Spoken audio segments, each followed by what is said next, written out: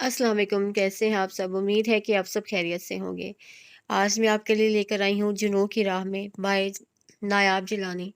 मगर आगे बढ़ने से पहले अगर आप मेरे चैनल पर न्यू हैं तो काइंडली मेरा चैनल सब्सक्राइब कर दें, वीडियो को लाइक कर दें, कमेंट कर दें, शेयर कर दें। चलिए आइए शुरू करते हैं फिर। जुनून की राह में बाय नायाब जिलानी। तुम अगर पाताल में भी छुप जाती तो तुम्हें ढूंढ निकालता। ईयरपीस से वही गरूर और तकब्बुर से लबरेज आवाज निकलकर उसकी समातों से टकराई थी। उसकी टांगें लरजने लगीं। तुम जानती नहीं हो कि मैं कितना बुरा हूँ। अभी तो तुमने मेरा सिर्फ एक रूप देखा है। वो गरज रहा था जबकि शफक के हाथ बेजान होने लगे। उसने रिसीवर को मजबूती से पकड़ा। हमारी बड़ी कीमती अमानत तुम्हारे पास है। अब कि उसकी आवाज़ बहुत पुरस्रार थी, शफक ने घबरा कर रिसीवर दूर फेंक दिया। उसके दिमाग में सनसनाहट सी हो रही थी, जबकि दिल अथाह गहराइयों में डूब रहा था।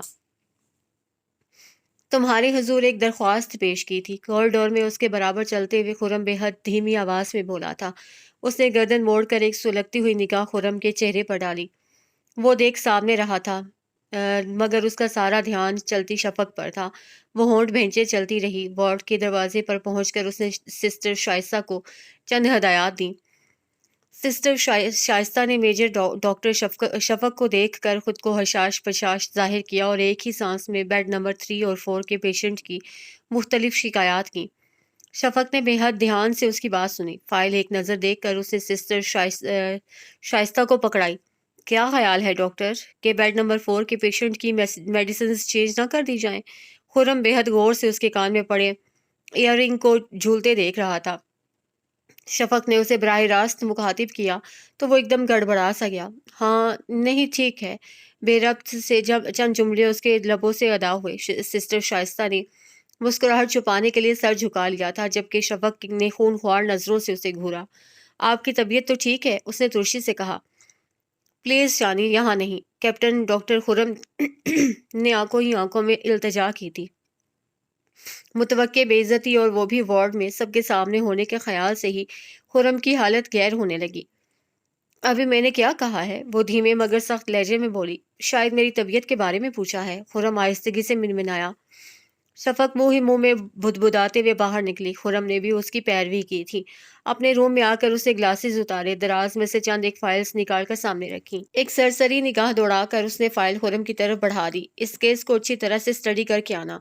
और हाँ, आज तो मैंने बर्दाश्त कर लिया है। आइंदा ऐसी लापरवाही की तो LO से शिकायत करूंगी, अंडरस्टैंड? खुरम ने बुरा सा मुंह बनाकर फाइल उठाई, सल्यूट किया और दरवाजे की तरफ बढ़ा। हैंडल पर हाथ रख के उसने गर्दन मोड़ कर देखा था। वो दराज में से कुछ तलाश कर रही थी। उसने कहा, मेरे सवाल का जवाब। शफक को पेपर वेट उठाते देखकर वो सूरत से बाहर निकल गया था। उसने सर झटक कर अपने सामने रखी फाइल खोल ली थी। 4 बजे तक उसे ऑफ कर जाना था और वो दुआ कर रही थी कि खुरम से सामना ना हो। शायद ये घड़ी कबूलियत की थी। पार्किंग में इस वक्त इक्का दुक्का गाड़ियां थी और सच शुक्र के सफेद कल्टस उसे कहीं भी नजर ना आई। एक नादीदा सा बोझ कंधों से हटता महसूस हुआ था। वो कुछ हल्की पुल्की सी होकर की रिंग झुल्लाती अपनी गाड़ी तक आई। मौसम काफी अच्छा था। शरीर हवा का झोंका आया और गुजर गया। उसका जहन बहुत बोझल सा था। लाशौरी तौर पर वो उस फोन कॉल के मुतालिक सोच रही थी। एक हाथ से माथे पर आए बाल हटाते हुए उसने जो ही निगाह उठाई तो गोया नजर उस चेहरे पर ठहर सी गई थी। उसका दिल एक लम्हे को थम सा गया था, बिल्कुल उस दिन की तरह जब उसने इस हसीन चेहरे को पहली मर्तबा देखा था। और ये दुआ खुद बहुद लबों पर आन ठहरी थी कि वो इसी शख्स को हर लम्हा हर पल देखे, जिंदगी की आखिरी सांस तक ये चेहरा उसकी निगाहों में मुकीद रहे। और आखिरी मर्तबा इस शख्स को देखते हुए सोचते हुए उसका दिल और उसके लब कह रहे थे कि ऐ खुदा, इस चेहरे को मुझे अब जिंदगी में दोबारा कभी ना दिखाना, यहाँ तक कि मुझे मौत आ जाए। उसकी आंखों में धुंध की दबीज तय उतर आई थी। उसे आंखें रगड़ी तो बेतहाशा चुभन और जलन महसूस हुई। ये जलन उसके दिल तक भी पहुंच रही थी। तो आज पूरे 14 बरस बाद मैं तुम्हें देख रही हूँ। 14 बरस। उसने स्टेयरिंग पर सर पटकते हुए अजियत से सोचा। उसके गालों पर कुछ गर्म कतरे फिसलने लगे थे। वो सारी रात सो नहीं सकी थी, इसलिए आंख भी देर से खुली। जब वो उठी तो दिन खूब चमक रहा था। सूजी आंखों पर ठंडे पानी के छींटे मारे तो कुछ जलन कम हुई। मान उसे आहद और हदीद का ख्याल आया। وہ سرعت سے ان کے بیڈ روم کی طرف بڑھی۔ دونوں کے بیڈ خالی تھے، جبکہ کمرے کی حالت بھی بے حد ابتر تھی۔ بکھری ہوئی چیزیں سمیٹ کر اس نے کمرے کی حالت کچھ بہتر کی اور پھر کچن میں جھانکا۔ دودھ کے خالی گلاس اور ڈبل روٹی کے بچے کھچے ٹکڑے، آملیٹ کی باقیات ٹیبل پر پڑی تھیں۔ اس کے لبوں پر مسکان ابھر آئی۔ خود سے اٹھ کر ان دونوں سے پانی تک پیا نہیں جاتا تھا اور کجا کے خود سے ناشتہ بنانا۔ وہ بے حد حیران تھی اور خوش بھی۔ ان دونوں نے صبح ہنگامہ بھی نہیں کیا تھا، اس لیے تو وہ اتنی دیر تک سوتی رہی، ورنہ ان دونوں کی شور شرابے کی وجہ سے اس کی آنکھ خود بہت کھل جاتی تھی۔ یعنی الارم لگانے کی کبھی ضرورت ہی پیش نہیں آئی تھی۔ وہ بال سمیٹ کر اپنے لیے چائے بنانے لگی۔ چائے کے ساتھ ٹیبلٹ لی تو پھوڑے کی طرح دکھتے سر کو کچھ آرام ملا۔ برتن سمیٹ کر اسے ٹی وی لگا لیا تھا۔ وہ دانستہ کچھ بھی سوچنے سے گریز کر رہی تھی۔ اسی پل مومانی بولتی ہوئی چلی آئی تھی۔ ہاتھ میں اون کا گولا اور سویٹر تھا۔ شفق نے زبردستی مسکراہٹ لبوں پر سجائی۔ اس وقت وہ خاموشی اور تنہائی چاہتی تھی، مگر مومانی کی موجودگی میں یہ دونوں چیزیں اسے کبھی میسر نہیں آ سکتی تھیں۔ شافی، آج تم ہاسپٹل نہیں گئی؟ خیر تو ہے؟ یہ تمہاری آنکھیں کیوں لال ہو رہی ہیں؟ طبیعت تو ٹھیک ہے تمہاری؟ مومانی نے محبت سے اس کی پیشانی پر ہاتھ رکھا اور ایک ہی سانس میں کئی سوال کر ڈالے۔ ٹھیک ہوں مومانی، وہ بے دلی سے بولی۔ خاک ٹھیک ہو، ایک خرم بھی چلا گیا، ورنہ وہی تمہیں دیکھ لیتا۔ مومانی کے یوں ہی ہاتھ پاؤں پھولے رہتے تھے۔ ان کے وہی تمہیں دیکھ لیتا کہنے پر وہ مسکرا دی تھی۔ آپ کا بیٹا بہت قابل ہے۔ ہیں سچ؟ وہ کھل اٹھی۔ اب خرم آتا ہے تو کہتی ہوں اس سے کہ تمہیں دیکھ لے۔ کیسی رنگت ہو رہی ہے تمہاری، بڑی شفا ہے میرے خرم کے ہاتھ میں۔ بس شفق تم اس کا خیال رکھنا۔ ہے تو بڑا ہی ذہین، مگر کچھ کھنڈڑا اور لاپرواہ ہے۔ اللہ بخشے بھائی جی کو۔ بڑی خواہش تھی ان کی کہ تم دونوں کو ڈاکٹر بنانے کی۔ جب تم پیدا ہوئی تو رات کے 12 بجے ہی فون کھڑکا دیا۔ بولے کہ مستقبل کی ڈاکٹر صاحبہ آئی ہیں، اور پھر 4.5 سال بعد صبح صادق کے وقت خرم نے بھی آنکھیں کھول لیں۔ رحیم نے بھائی جی کو فون کر کے خوشخبری سنائی اور کہا کہ ڈاکٹر صاحب بھی تشریف لے آئے ہیں۔ جواباً بھائی جی نے کہا تھا کہ یہ ہمارے ڈاکٹر صاحب کچھ لیٹ نہیں ہو گئے؟ چلو پھر بھی ٹھیک ہے۔ اور ان دونوں کی کتنی خواہش تھی کہ تم دونوں کی اس کے چہرے پر پھیلے تاثرات دیکھ کر وہ خاموش ہو گئی تھی، اور پھر اپنی خفت مٹانے کے لیے اسے سویٹر کا نیا ڈیزائن دکھانے لگی۔ اس نے بھی سر جھٹک کر خود کو لاپرواہ ظاہر کیا۔ کتنے سویٹر بنائیں گی خرم کے لیے؟ ابھی سردی کا آغاز بھی نہیں ہوا تھا اور وہ کتنے ہی سویٹر بنا کر اسے دکھا بھی چکی تھی۔ خرم کے لیے کام کرتے وہ کبھی بھی نہیں تکتی تھی۔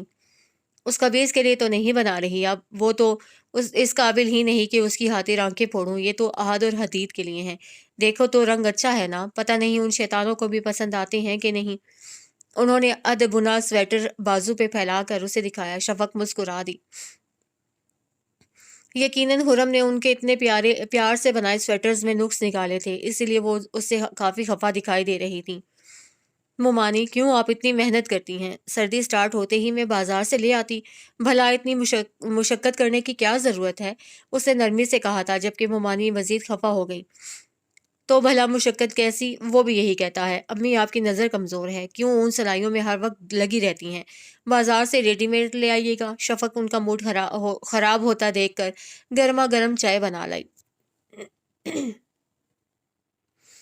چائے پیتے ہوئے اچانک انہیں یاد آیا، اے شافی، تمہیں بتانا یاد ہی نہیں رہا، ہماری کالونی میں جو مسز رضوی نہیں ہے، جن کے پوتے کی عقیقہ میں تم بھی گئی تھی، ان کی بیٹی کی پرسوں شادی تھی۔ انہوں نے شادی کا ذکر اس طرح کیا تھا جیسے خدا نہ خواستہ وہاں وفات ہو گئی ہو۔ شفق نے بے خیالی میں سر ہلایا۔ تم سے 2-2.5 سال بڑی ہی ہوگی۔ ان کے لہجے میں حسرت سی تھی جس نے شفق کو بے چین سا کر دیا تھا۔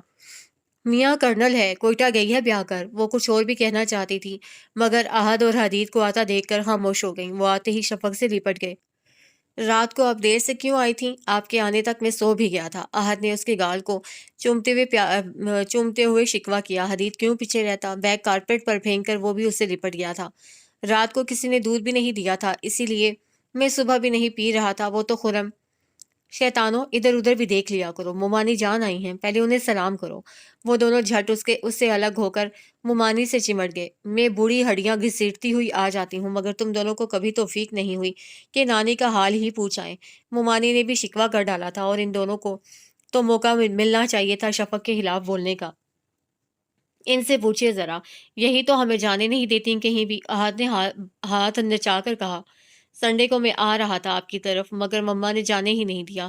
حدید نے بھی مسکین سی شکل بنائی۔ شفق مسکراتے ہوئے کچن کی طرف بڑھ گئی تھی۔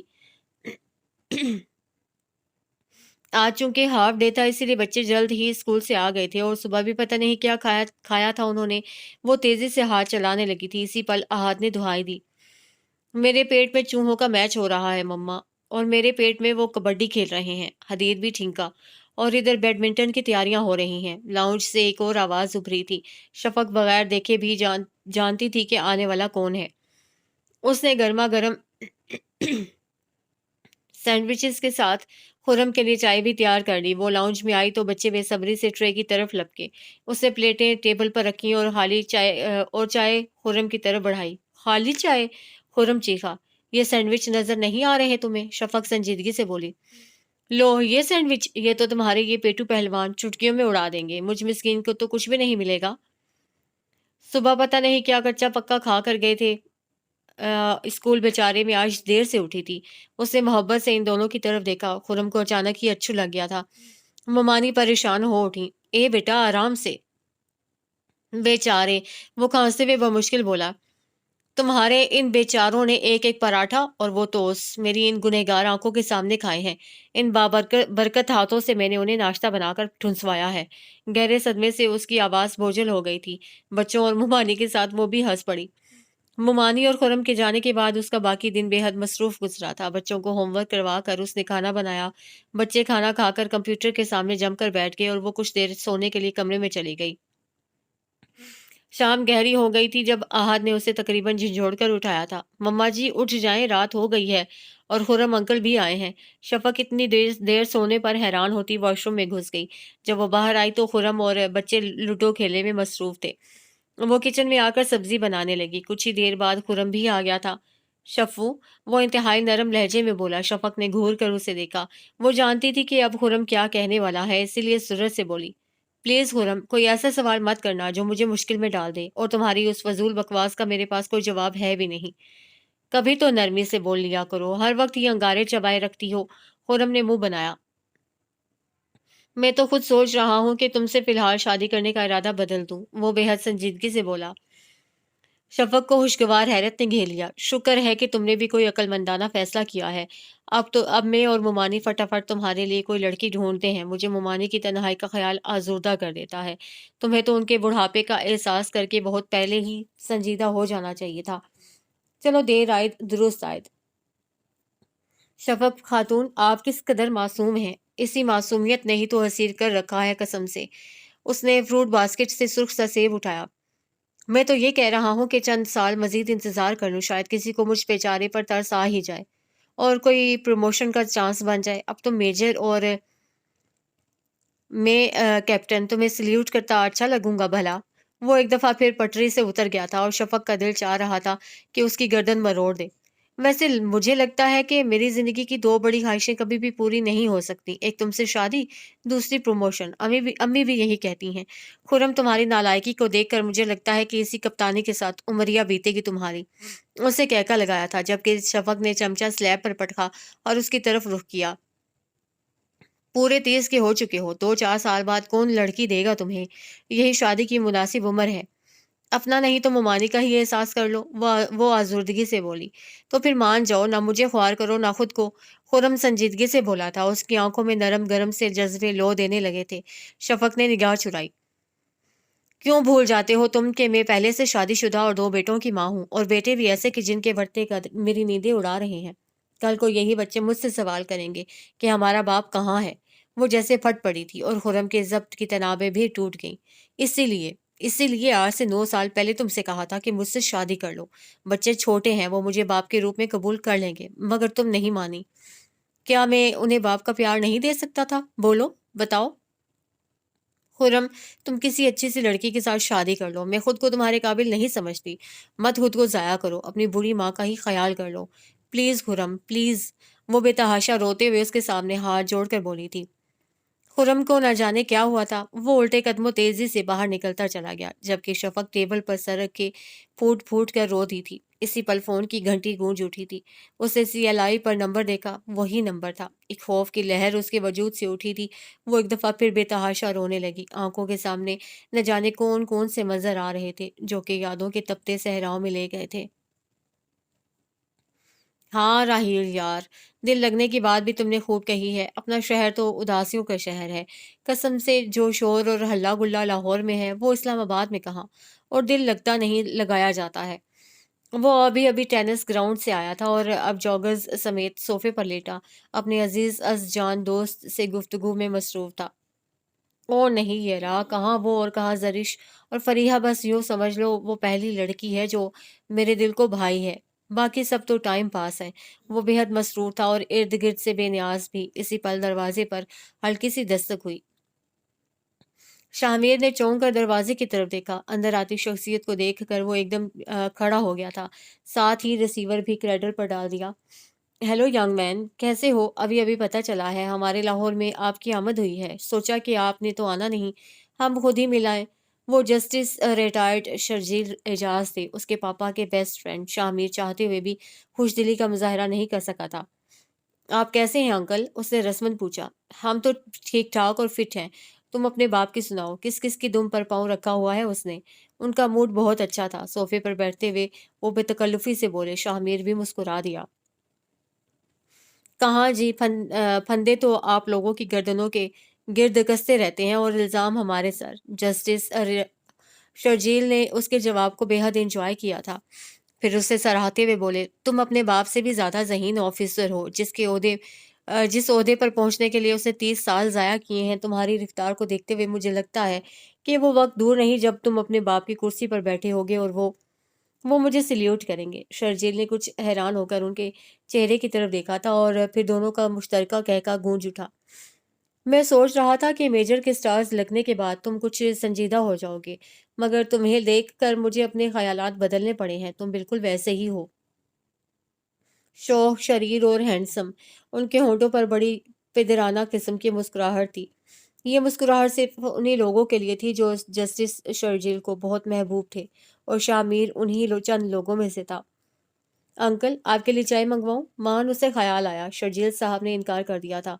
शामिर दिल ही दिल में खुश हुआ। अब वो दुआ कर रहा था कि अंकल को कोई ज़रूरी काम याद आ जाए, क्योंकि उसकी आधी शाम तो बर्बाद हो ही चुकी थी। अब वो रात अंकल की हमराही में बर्बाद करना नहीं चाहता था। कब आ रहे हो हमारी तरफ? लबों पर मचलता सवाल नो की जुबान पर आ ही गया था। चंद दिनों तक आऊंगा, उसने फौरन हामी भर ली। गुफ्तगू की तवालत उसे झुंझलाहट में मुब्तला कर रही थी। वो दिल ही दिल में पेचो ताप खा रहा था।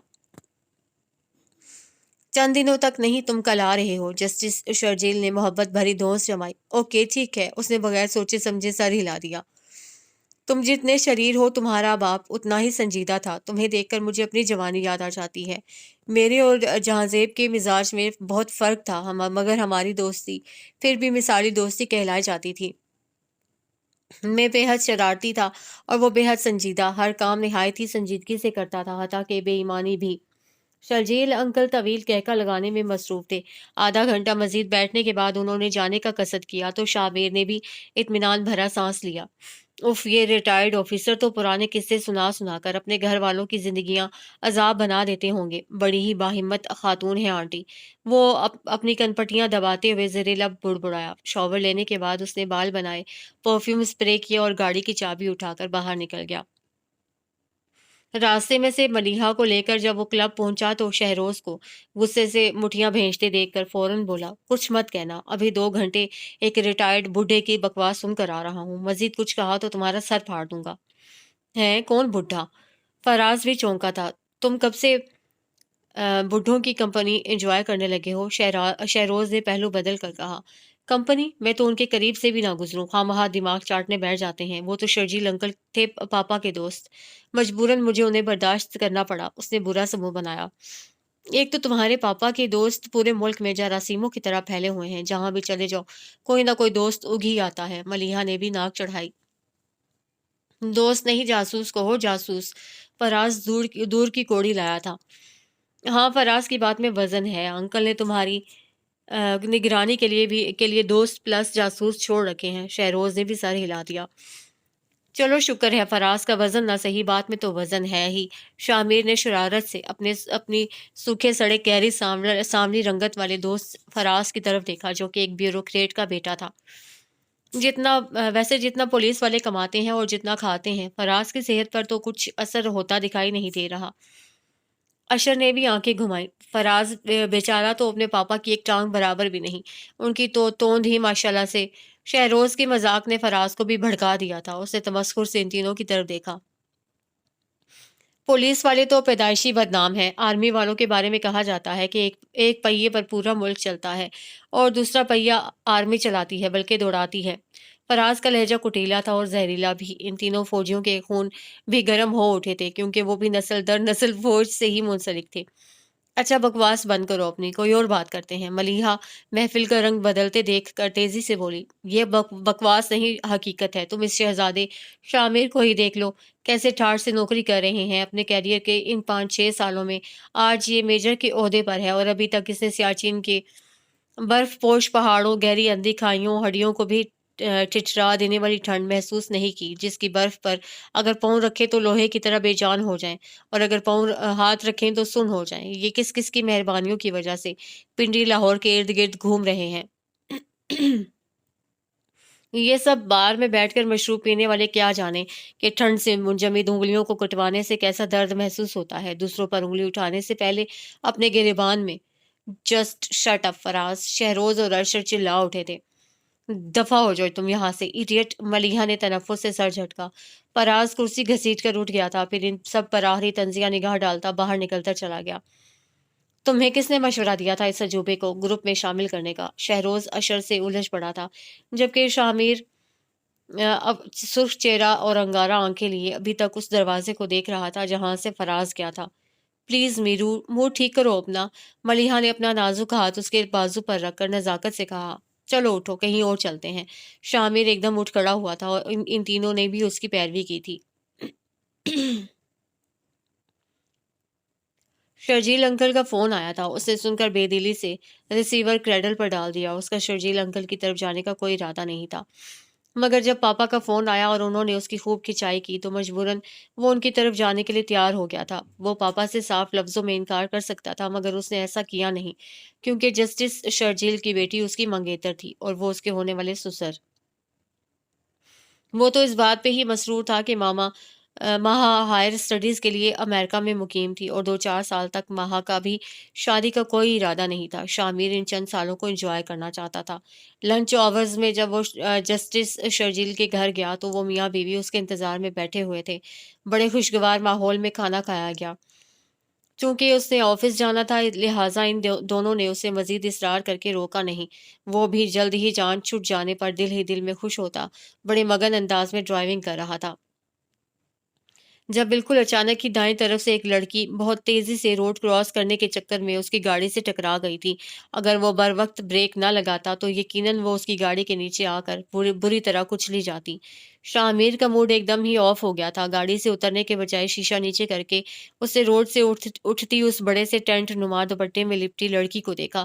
وہ اپنا ماتھا سہلا رہی تھی۔ شامیر کی نظر اس کے زخمی پاؤں اور چلے ہاتھ پر پڑی۔ چند ایک بوندیں ٹپک کر اس کے بے داغ یونیفارم پر رنگ چھوڑ گئی تھیں۔ اسے کچھ پشیمانی ہوئی۔ ایک دم ہی وہ دروازہ کھول کر نیچے اتر آیا۔ آپ کو چوٹ؟ اس کے چہرے پر نگاہ پڑتے ہی شامیر باقی الفاظ بھول گیا تھا۔ وہ کھلتے کنول اور سرخ گلاب کی طرح حسین تھی کہ شامیر ایک ٹک اس کے دلکش چہرے کی طرف دیکھے گیا۔ اس کے دل کی رفتار معمول سے بڑھ گئی تھی۔ کم و بیش ایسے ہی تاثرات اس لڑکی کے چہرے پر ابھرے تھے۔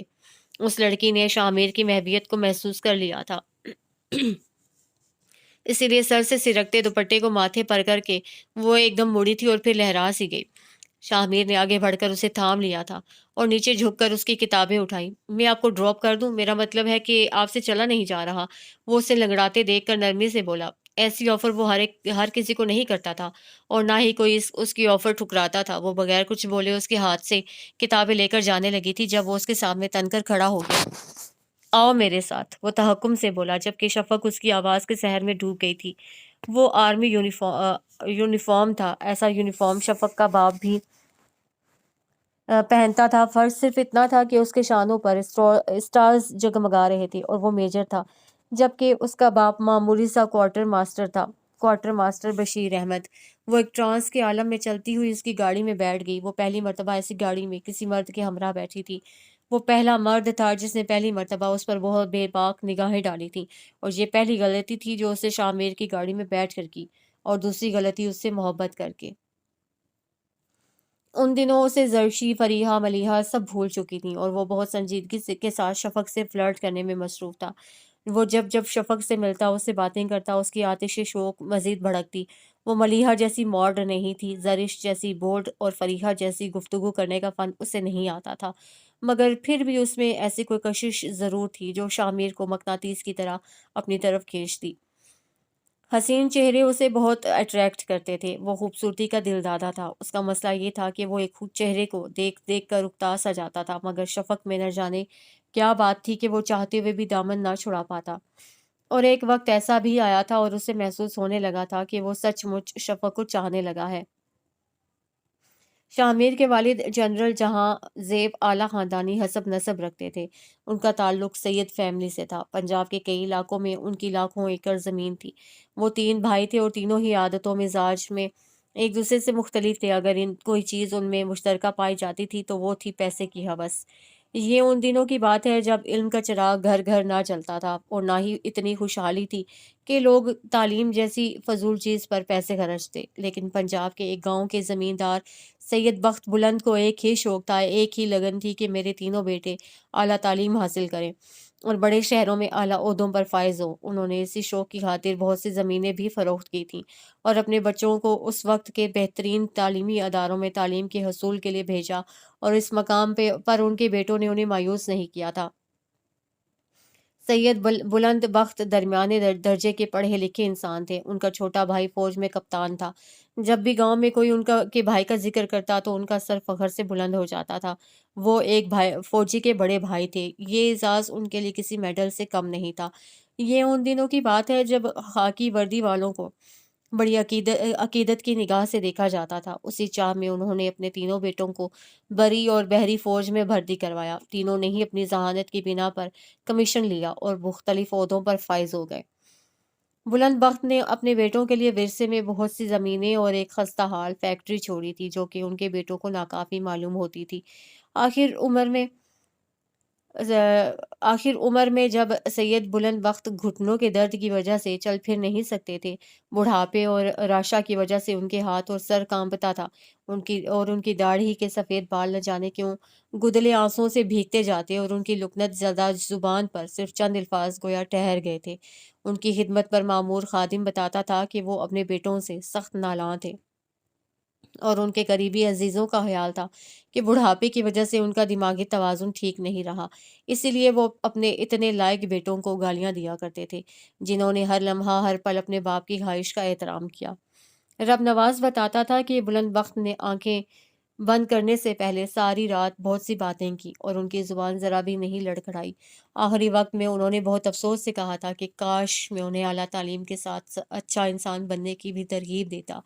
میں نے ان کا دھیان ہمیشہ بڑی کرسی، بڑا عہدہ اور بڑے خوابوں کی طرف لگایا۔ اگر بلند بخت کے بیٹے بلند انسان ہوتے، ایماندار ہوتے تو کیا ہی خوب اچھا ہوتا۔ وقت گزرتا گیا۔ اس وقت کی ایک خستہ حال فیکٹری 4 بڑی فیکٹریوں میں تبدیل ہو گئی۔ رزق حلال میں حرام کی آمیزش نے روح کو آلودہ، دلوں کو سیاہ اور آنکھوں پر پردہ ڈال دیا تھا۔ بیویاں بھی چمک دمک کی دل دادا اور شوقین مزاج تھیں۔ ایک زندگی پنجاب کے اس چھوٹے سے گاؤں میں ہمیشہ کے لیے دفن ہو گئی تھی، دوسری بہت روشن اور چمکدار تھی، اور اس دوسری زندگی نے تیسری زندگی کو وہی عیش، وہی آرام اور وہی حرام وراثت میں لوٹایا تھا۔ جنرل جہاں زیب کا چھوٹا بیٹا شاہ میر تھا۔ اس سے بڑے 3 بھائی تھے، اور باپ کی شدید خواہش کے باوجود ان تینوں نے باپ کے پروفیشن کو اہمیت نہیں دی تھی۔ اب جنرل جہاں زیب کی امیدوں کا واحد مرکز ان کا لاڈلا اور بے حد چہیتا بیٹا شاہ میر تھا۔ وہ اسے بے حد محبت کرتے تھے۔ ان کے لاڈ پیار نے اسے ضدی اور لاپرواہ بنا دیا تھا، اور جب اس نے آرمی جوائن کی تو جنرل جہاں زیب کا سیروں کے حساب سے خون بڑھ گیا۔ وہ شاہ میر سے بے انتہا خوش تھے۔ بڑے دونوں بیٹوں کی شادیاں اپنے بھائی کی بیٹیوں کے ساتھ اور تیسرے کی منگنی اپنے ہی جیسے آرمی سے منسلک خاندان میں کر کے وہ بہت مطمئن تھے۔ شاہ میر کو بھی انہوں نے باندھ دیا تھا، مگر بعض دھاگے بہت کمزور ہوتے ہیں، ایک جھٹکے سے ٹوٹنے والے۔ جنرل جہاں زیب نہیں جانتے تھے کہ جس دھاگے سے انہوں نے شاہ میر کو باندھ رکھا ہے وہ کتنا کچا ہے اور عنقریب ٹوٹنے والا ہے۔ پھر تم کب مل رہی ہو؟ وہ فون پر اس سے پوچھ رہا تھا۔ دوسری طرف اس نے نہ جانے کیا کہا تھا کہ شامیر تپ اٹھا۔ اس کے علاوہ کوئی اور بہانہ ڈھونڈو۔ وہ غصے سے بولا۔ تم مجھ سے ملنا نہیں چاہتی؟ اس نے کہا۔ اس کی توقع کے عین مطابق وہ فوراً ہی جذباتی حربے سے گھائل ہو گئی۔ ٹھیک ہے، پھر تم کل مجھ سے مل رہی ہو، اوکے؟ میں کل 5 بجے تمہیں لینے کے لیے آؤں گا، وہ تحکم سے بولا۔ ڈر؟ کس بات کا ڈر؟ شامیر جھنجھلایا۔ تم دوسروں کی طرف مت دیکھو، اپنے دل کی سنو۔ دوسری طرف وہ روحانسی ہو کر فون رکھ چکی تھی۔ شامیر ایک دفعہ پھر اس کا نمبر ملا رہا تھا۔ فون کیوں بند کیا ہے؟ اس سے بمشکل اپنے غصے پر کنٹرول کر کے پوچھا۔ ایک بات بتاؤ شفق، تم جب تک مجھ سے ملنے کا وعدہ نہیں کر لیتی میں اسی طرح تمہیں فون کرتا رہوں گا، چاہے پوری رات بیت جائے یا زندگی، وہ جنونی لب و لہجے میں بولا تھا۔ دوسری طرف وہ رو رہی تھی، اس کی سسکیوں کی آواز شاہمیر کی سماعتوں سے ٹکرا کر اس کی انا کی تسکین کر رہی تھی۔ وہ کچھ پرسکون سا ہو گیا۔ شفق، میں تمہیں بے حد چاہتا ہوں، میں تم سے… شامیر اسے خواب دکھا رہا تھا، وہ خواب جو بند آنکھوں کے پیچھے بہت بھلے اور خوشنما لگتے ہیں۔ آنکھ کھولنے پر ان کی حقیقت معلوم ہوتی ہے، پھر وہ سلگاتے ہیں، تڑپاتے ہیں، رلاتے ہیں۔ پھر تم مجھ سے مل رہی ہو نا؟ اس کی آواز بہت دھیمی اور بوجھل تھی۔ یہ ہوئی نا بات؟ وہ خوشی سے چلایا اور پھر مزید 2 4 باتیں کرنے کے بعد اسے فون بند کر دیا تھا۔ اگلے دن وہ اپنے وعدے کے عین مطابق آ گئی تھی۔ شامیر فتح مندی کے احساس سے سرشار ہو گیا تھا۔ وہ جانتا تھا کہ اس کی شخصیت نظر انداز کیے جانے والی نہیں، کوئی لڑکی اس کے سحر سے بچ نہیں سکتی تھی۔ اس کے سرکل کی لڑکیاں چکور کی مانند اس کے گرد چکراتی تھیں، اس کی قربت کی خواہش مند رہتیں۔ یہ اور بات تھی کہ شامیر صرف خوبصورت چہروں کی طرف متوجہ ہوتا تھا۔ جن دنوں وہ کیڈٹ کالج میں زیر تعلیم تھا، انہی دنوں میں اس کے پاپا کے خلاف ہونے والی انکوائری نے ان کی راتوں کی نیند اڑا دی تھی۔ وہ ویکینڈ پر گھر آیا تو خلاف معمول سب کو خاموش خاموش پایا۔ گھر میں کافی ساری خواتین نظر آ رہی تھیں، سب نے ہی دوپٹے اوڑھ رکھے تھے اور سپارے پڑ رہی تھیں، حتیٰ کہ ممی بھی۔ وہ قیاس کے گھوڑے دوڑانے لگا تھا۔ اسی پل ممی کی نگاہ اس پر پڑی۔ میرو، کب آئے ہو تم؟ وہ اس کے قریب آتے ہوئے دبی آواز میں بولی۔ ابھی آیا ہوں۔ کوئی حادثہ ہو گیا ہے کیا؟ وہ اپنے تجسس کو چھپا نہیں پایا تھا۔ ممی چونکی اور پھر گھور کر اسے دیکھا۔ دماغ تو ٹھیک ہے تمہارا؟ کیا بک… شیما نے کچھ سوچ کر اسے ڈانٹنے کا ارادہ ترک کر دیا اور پھر بازو سے پکڑ کر اسے برابر والے کمرے میں لے گئی۔ تمہارے پاپا کو ہیڈ آفس والوں نے بلایا ہے۔ ممی کے لب و لہجے سے ہی وہ سمجھ گیا تھا کہ یہ طلبی کس سلسلے کی کڑی ہے۔ فطری طور پر وہ بھی پریشان ہو اٹھا۔ یہ سب جنرل سکلین نے کروایا ہے۔ ممی دانت پیستے ہوئے غضبناک ہوئی۔ شامیر نے ہونٹ سکیڑے۔ ان دنوں شامیر کے خاندان میں بھی چہمگوئیاں ہونے لگی تھیں کہ بریگیڈیئر جہاں زیب کی وردی بس اترنے ہی والی ہے۔ مگر حیرت انگیز طور پر نہ صرف جہاں زیب کے خلاف ہونے والی انکوائری روک دی گئی بلکہ 3 سال بعد ان کی پروموشن بھی ہو گئی، اور یہ صرف اور صرف ان کے لاڈلے بیٹے کی وجہ سے ہوا تھا۔ وہ ایک بڑے طوفان کی زد میں آنے سے بچ گئے تھے۔ ہر پروفیشن میں بے ساکھیوں کی ضرورت ہوتی ہے، جہاں سے برملا اپنے خیالات کا اظہار کرتے تھے۔ شامیر کو بہت زیادہ محنت کرنا نہیں پڑی تھی اپنے باپ کو اس انکوائری سے بری کروانے کے لیے۔ اس نے جنرل سکلین کی اکلوتی بیٹی کے سامنے دانا پھینکا تھا اور وہ اس دانے کو چگتی ہوئی اس کے قریب آ گئی۔ وہ پہلی لڑکی تھی جس کے ساتھ شامیر کا فلرٹ کرنے کو بھی دل نہیں چاہتا تھا۔ بے حد معمولی شکل و صورت پر کہ نتاشا پر دوسری شکل نظر ڈالنا بھی شامیر جیسے لڑکے کے لیے بہت مشکل کام تھا۔ وہ آکسفورڈ سے پڑھ کر آئی تھی، بے حد قابل اور بولڈ۔ اس کے باوجود وہ احساس کمتری کا شکار تھی۔ نتاشا کے ساتھ گھنٹوں باتیں کرنا، اس کے ساتھ گھومنا پھرنا، اس کی تعریفیں کرنا بہت تکلیف دہ کام تھا جو وہ نہایت ہی دل جمعی سے کر رہا تھا۔ آہستہ آہستہ اسے بہت سے کانٹے نتاشا کے دل سے نکال دیے اور ایک بہت بڑا سا کانٹا چبھو دیا۔ نتاشا کو اپنا اسیر کر کے وہ اس کی تڑپ کا مزہ لے رہا تھا، جیسا کہ نتاشا کا باپ اس کے باپ کو اذیت دے کر لطف اٹھا رہا تھا۔ اس نے نتاشا کے سامنے ایک چھوٹی سی شرط رکھی تھی۔ نتاشا شامیر کی بات کیسے ٹال سکتی تھی، اور جنرل سکلین بیٹی کی وجہ سے مجبور ہو گیا تھا۔ بہت سی بری عادتوں کے ساتھ شاہ نے اپنے باپ سے ایک اور بری عادت بھی وراثت میں لی تھی، اور وہ تھی مطلب نکال کر مقابل کو پیروں تلے روند کر گزر جانا۔ نتاشا کے دل کے ساتھ جنرل سکلین کے جذبات کو بھی اس سے کچل دیا تھا۔ ان دونوں خاندانوں میں ایک سرد جنگ چھڑ چکی تھی، جس کا خاتمہ جہاں زیب کی جرنیلی کے بعد ہوا۔ پروموشن کے بعد انہوں نے جنرل سکلین کو قبل از وقت ریٹائرمنٹ لینے پر مجبور کر دیا تھا۔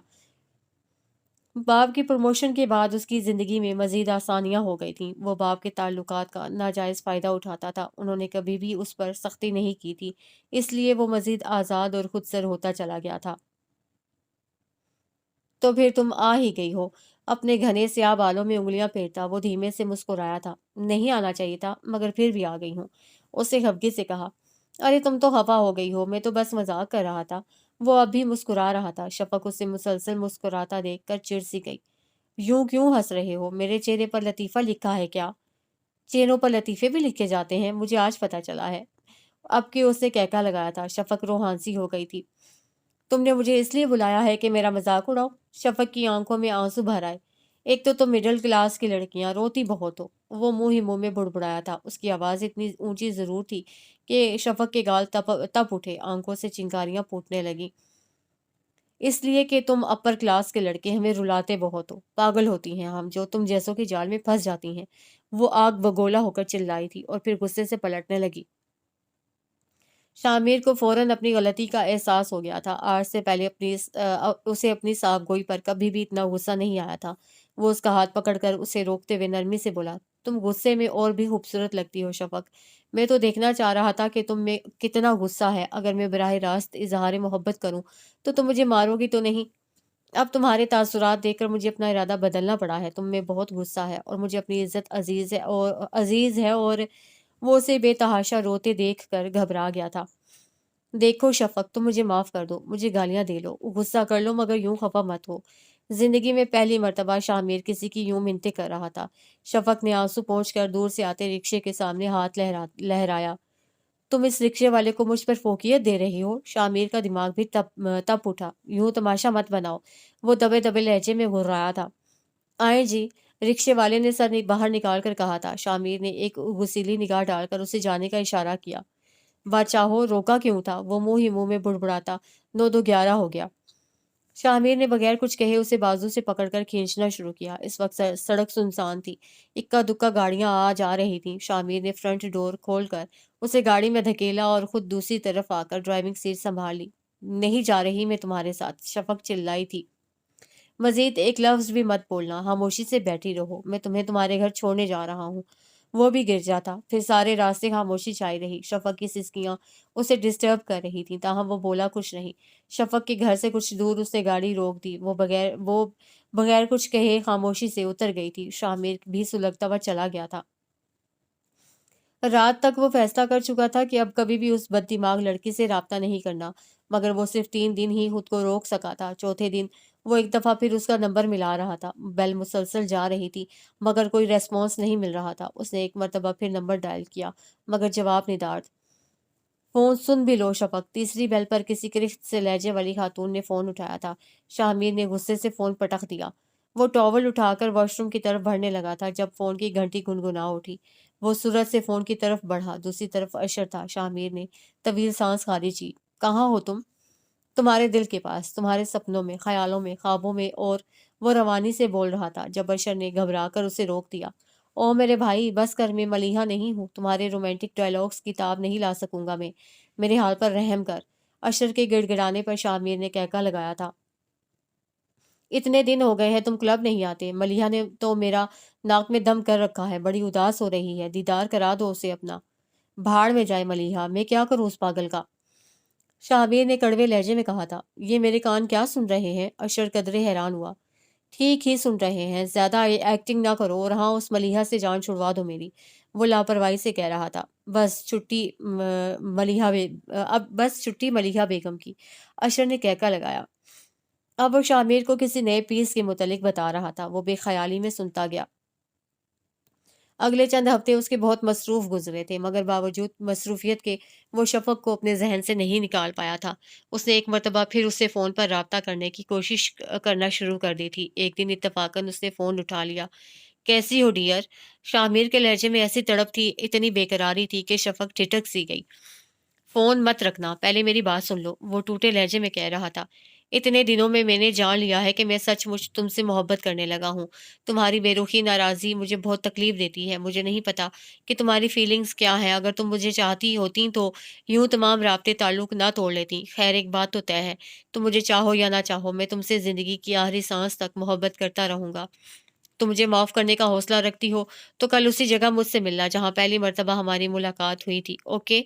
शामिर फोन रख चुका था, जबकि शफक रिसीवर हाथ में पकड़े साकित सी खड़ी रही। उसकी माँ उसे गुमसुम खड़ा देखकर बुलंद आवाज में बोली थी, शाफी, तेरे बाबा के आने का वक्त हो गया है, जल्दी से हंडिया चढ़ा लो।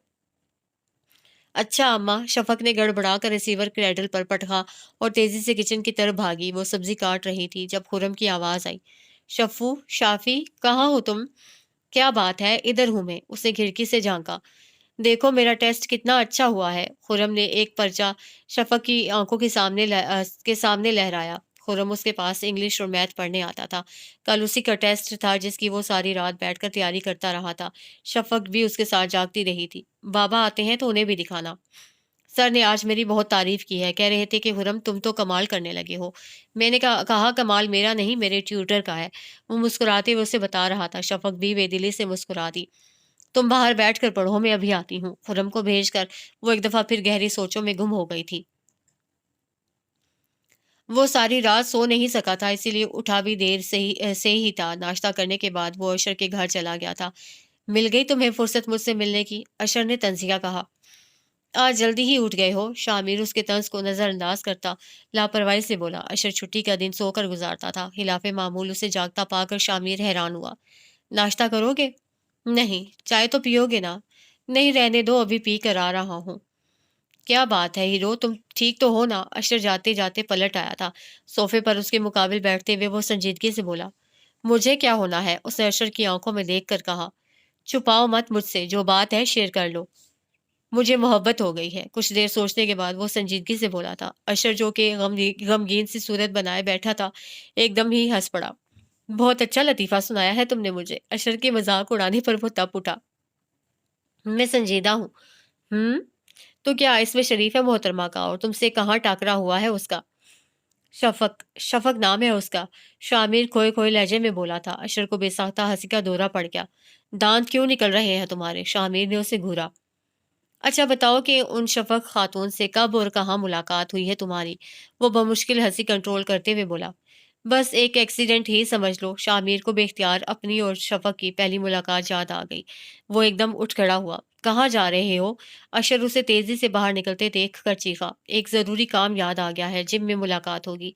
शामिर ने गाड़ी स्टार्ट की। अशर कंधे उचकाता पलट गया था। शामिर को गोया यकीन था कि शफक जरूर आएगी। वो जिस आग में सुलग रहा था, ये कैसे मुमकिन था कि शफक तक उसके शोले ना लपकते। वो उसके यकीन पर मोहर लगाने आ गई थी। शामिर बेइंतहा खुश था। इसी खुशी में उसने मलिहा को लंच की ऑफर कर डाली थी। वो जो इतने दिनों से शामिर की बेइतनाई बर्दाश्त कर रही थी, खिल उठी। शुक्र है कि तुम्हें मेरा ख्याल तो आया। तुम्हारा ख्याल कब नहीं आता? बस यार, पिछले दिनों कुछ मसरूफ था, इसीलिए तुम्हें टाइम नहीं दे पाया। वो दिलकशी से मुस्कुराया। शामिर, तुम फराज से मिले हो? उस दिन के बाद मलिहा को अचानक ख्याल आया था। शामिर के चेहरे की मुस्कुराहट गायब हो गई थी। नहीं। वो तनफ्फुर से बोला। अमेरिका भाग गया है खबीस। कह रहा था, इस मुल्क के हालात देखकर मेरा दिल चलता है। अगर यही हाल रहा तो मैं एक दिन कुड़ कुड़ कर खत्म हो जाऊंगा। ये सिस्टम तो नहीं बदल सकता। कबूतर की तरह आंखें बंद कर लेने का इरादा कर लिया है बेचारा किताबी कीड़ा। किताबी बातें करता था। मलिहा ने लापरवाही से कहा। मेरा ख्याल है बातें साथ साथ होती रहेंगी। खाना खाने चलते हैं। शामिर के कहने पर मलिहा मुस्कुराते हुए खड़ी हो गई थी। मलिहा के कहने पर वो एक दरमियाने दर्जे के होटल में आए थे। यहाँ आकर शामिर बुरी तरह पछताया था। उसके गुमान में भी नहीं था कि यूं शफक से सामना हो जाएगा। उसके साथ और भी 5-6 लड़कियां कॉलेज यूनिफॉर्म में थी। उसकी बदकिस्मती थी कि शफक ने भी उसे देख लिया था। उसकी आंखों में छाई नागवारी ने शामिर को कुछ परेशान कर दिया था। इसी पर शफक ने अपनी दोस्तों से कुछ कहा था और फिर तेजी से बाहर निकलती चली गई। उसके जाने के बाद गोया हर मंजर बेरंग हो गया था। वो चली गई थी और उसके जाने के बाद शामिर ने बेदिली से खाना खाया था। اس رات شفق نے پہلی مرتبہ از خود اسے فون کیا تھا۔ وہ جیسے کسی گہرے صدمے کے زیر اثر بول رہی تھی۔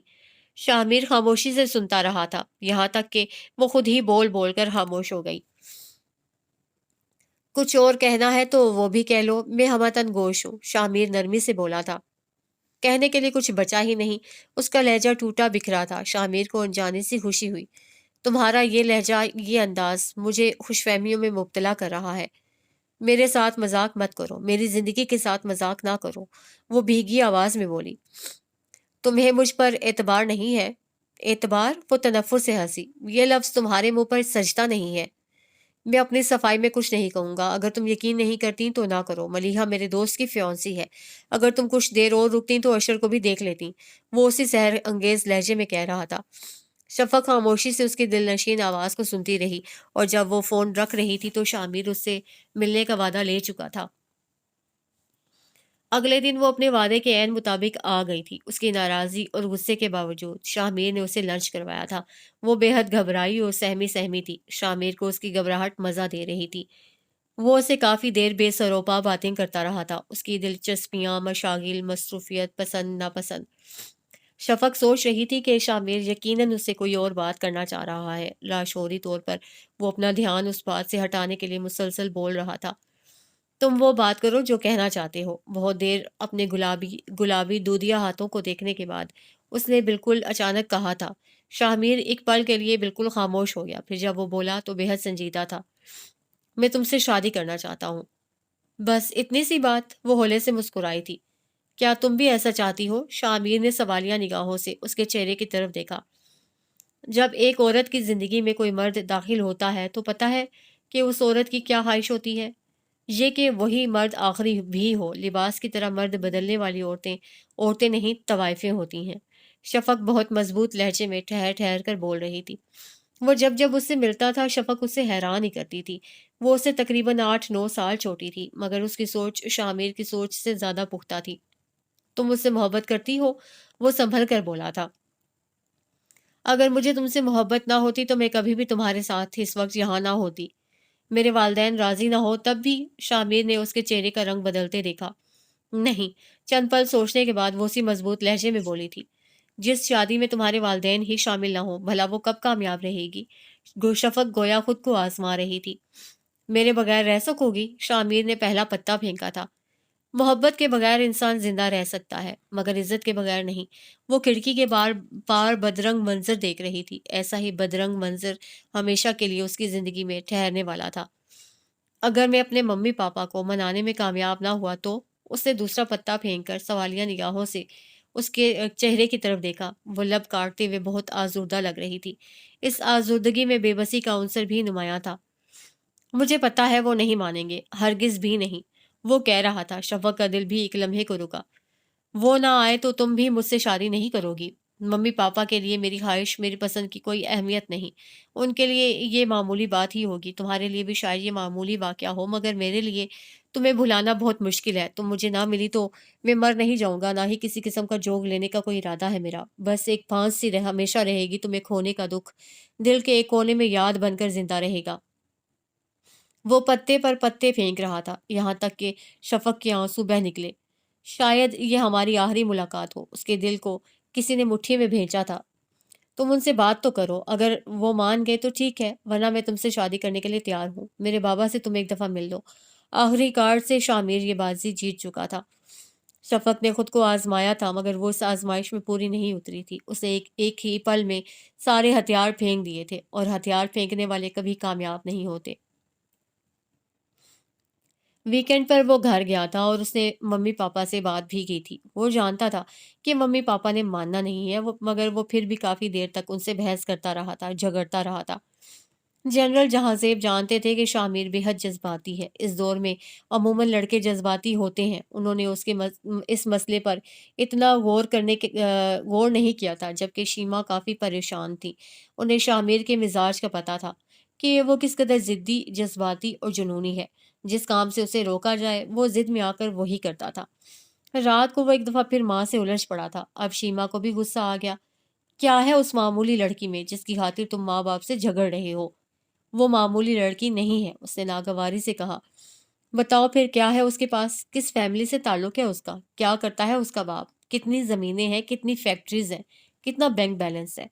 اس کے پاس یہ سب نہیں ہے، مگر اسے معمولی مت کہیں۔ یو آر آلریڈی انگیجڈ شامیر، تم رشتوں کو کیا سمجھتے ہو؟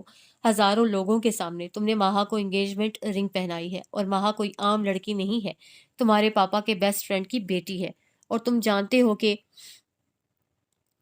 جسٹس شرجیل کے ہم پر بہت احسان ہے۔ اس نے ترشی سے سیما کی بات کاٹی۔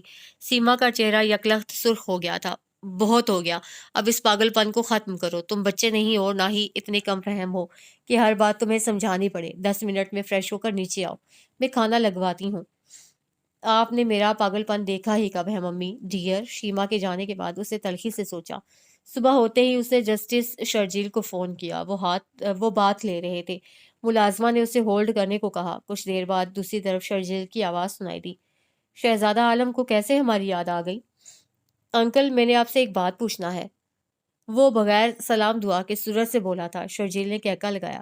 کہو میری جان، اجازت لینے کی کیا ضرورت ہے؟ انکل، آپ مجھ سے کتنی محبت کرتے ہیں؟ یہ کیسا سوال ہے؟ شرجیل چونک سے گئے تھے۔ میری بات کا جواب دیں، وہ سختی سے بولا تھا۔ اگر کوئی پیمانہ ہوتا تو پیمائش کر لیتے۔ شاید تمہارا باپ بھی تمہیں اتنا نہ چاہتا ہو جتنی محبت میں تم سے کرتا ہوں۔ انہوں نے سنجیدگی سے کہا۔ بتائیں انکل، جو ہمیں بہت عزیز ہوں ان کی بات کو اہمیت دی جاتی ہے نا؟ وہ ضدی لہجے میں گویا ہوا۔ ہاں، شرجیل مختصر بولے۔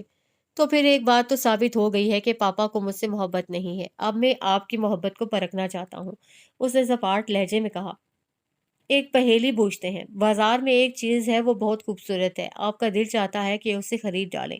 والیٹ میں پیسے بھی ہیں، کچھ اختیارات بھی ہیں، دل مجبور اور بے بس ہے۔ تو پھر آپ کیا کریں گے؟ چھوڑ دیں گے اسے یا پھر خرید لیں گے؟ اس کے لہجے میں نہ جانے کیا تھا جس نے شرجیل کی چھٹی حس کو الرٹ کر دیا تھا۔ یہ تو چیز دیکھ کر بتایا جا سکتا ہے، اگر اس میں کوئی عیب نہ ہو اور دیکھنے والی نگاہوں سے پہلی نظر میں اوکے کر دے تو پھر اسے خرید لینا چاہیے۔ وہ شاطرانہ دماغ اور خیز سوچ رکھتے تھے۔ انہوں نے بڑے بڑے فیصلے کیے تھے، جائز و ناجائز ہر کام بڑی صفائی سے انجام دیا تھا۔ وہ لوگوں کے رویوں اور چہروں کو دیکھ کر اندر کا حال پڑھ لیتے تھے۔ ان کا دعویٰ تھا کہ وہ آدمی کی سوچ میں گھس جاتے ہیں، دماغ میں جھانک لیتے ہیں، مگر شامیر کے متعلق ان کے اکثر اندازے غلط ہی ہوتے تھے۔ اوکے انکل، آپ نے میرا مسئلہ حل کر دیا ہے۔ وہ کچھ اور بھی کہنا چاہتے تھے، مگر شامیر نے کھٹاک سے فون رکھ دیا تھا۔ اب وہ اپنی پیکنگ کر رہا تھا۔ شاور لے کر اس نے لباس بدلا، جاگرز کسے، پرفیوم اسپرے کیا۔ اسی پل گوگی ملازمہ ممی کا پیغام لے کر آ گئی تھی۔ جب وہ ممی کے بیڈ روم میں آیا تو وہ اس کے انتظار میں ہی بیٹھی تھی۔ سامنے رکھا میگزین ایک طرف رکھتے ہوئے وہ دلکشی سے مسکرائیں۔ بہت ہینڈسم لگ رہے ہو، اسی لیے تو شرجیل اور اس کی بیٹی تم پر فدا ہیں۔ شیما نے محبت سے اس کے شاندار سراپے کو دیکھ کر کہا۔ ممی، بات یہ ہے کہ مجھے ان دونوں سے ہی چڑ ہونے لگی ہے، کم از کم ماہا کا ذکر میرے سامنے نہ کیا کریں۔ وہ صاف گوئی سے بولا۔ شیما کی مسکراہٹ گہری ہو گئی۔ جتنا مرضی چڑ لو، شادی تو آخر اسی سے ہی ہونی ہے۔ ایک بات تو طے ہے کہ مجھے ماہا سے شادی کسی بھی صورت نہیں کرنی۔ جس کے اتنے بوائے فرینڈز ہوں وہ میری بیوی کبھی بھی نہیں بن سکتی۔ وہ کٹیلے لہجے میں گویا ہوا تھا۔ شیما کی مسکراہٹ غائب ہو گئی۔ ماہا کوئی گری پڑی لڑکی نہیں ہے، جسٹس شرجیل کی بیٹی گری پڑی ہو بھی نہیں سکتی۔ شیما نے بمشکل اپنے لہجے کی تندی پر قابو پایا۔ شامیر نے غصے سے ماں کی طرف دیکھا تھا۔ وہ ریٹائرڈ بڈھا اب پاپا کے کسی کام کا نہیں ہے۔ ہاتھی مرا ہوا بھی 1.25 لاکھ کا ہوتا ہے۔ شیما نے ایک دفعہ پھر لہجے میں شیرینی بھری تھی۔ جو بھی ہو، میرا فیصلہ اٹل ہے، پاپا کو بھی بتا دیجیے گا۔ وہ شانے جھٹکتا اٹھ کھڑا ہوا تھا۔ مجھے شفق جیسی لڑکی کا ساتھ چاہیے، جس کا ظاہر اور باطن پاک صاف ہے، جس کی نگاہ میں حیا ہے اور جس کی زندگی میں پہلے کوئی مرد نہیں رہا۔ وہ مضبوط لہجے میں کہتا باہر نکل گیا تھا۔ جہاں زیب نے بے حد حیرانی سے اس کی پشت کو دیکھا، ان کی پیشانی پر سلوٹیں نمودار ہو گئی تھیں۔ اس نے ماہا سے منگنی توڑنے کا اعلان کر دیا تھا۔ جب جہاں زیب کو خبر ہوئی تو انہوں نے طوفان کھڑا کر دیا تھا۔ شامیر لاہور جا چکا تھا۔ ان کا مارد غصے، اشتعال اور توہین کے احساس سے برا حال تھا۔ وہ بیوی اور ملازموں پر چیختے رہے، پھر شرجیل کو فون کر کے ماہا کو واپس بلوانے کے لیے کہا۔ وہ ان دونوں کا نکاح کر دینا چاہتے تھے۔ جب تک جہاں زیب لاہور پہنچتے ان کے لاڈلے چہیتے بیٹے نے ایک معمولی سے کوارٹر ماسٹر کی بیٹی سے نکاح کر لیا تھا۔ یہ ایک ایسی شکست تھی جس نے ان کے تن بدن میں آگ لگا دی تھی۔ ان کا نکاح شفق کے چھوٹے سے 2 کمروں والے گھر میں ہوا تھا۔ اس کے بابا بشیر احمد نے ہزاروں خدشات کے ساتھ اپنی اکلوتی بیٹی کو رخصت کیا تھا۔ وہ بیٹی کو ودا کر کے بے حد پریشان تھا۔ اس کی بیوی البتہ بہت مطمئن اور سرشار تھی۔ داماد کی شاندار پرسنالٹی اور اونچے عہدے نے اسے فخر و انبساط کے جذبات سے مغلوب کر دیا تھا۔ آج سے پورے 7 دن پہلے جب شفق نے جھجکتے ہوئے اپنی ماں سے چپکے سے اپنی پسند کا اظہار کیا تو وہ کئی لمحے تو کچھ بول ہی نہیں سکی تھی۔ یہ تو کیا کہہ رہی ہے شافی؟ خالدہ نے بے یقینی سے بیٹی کے چہرے کی طرف دیکھا۔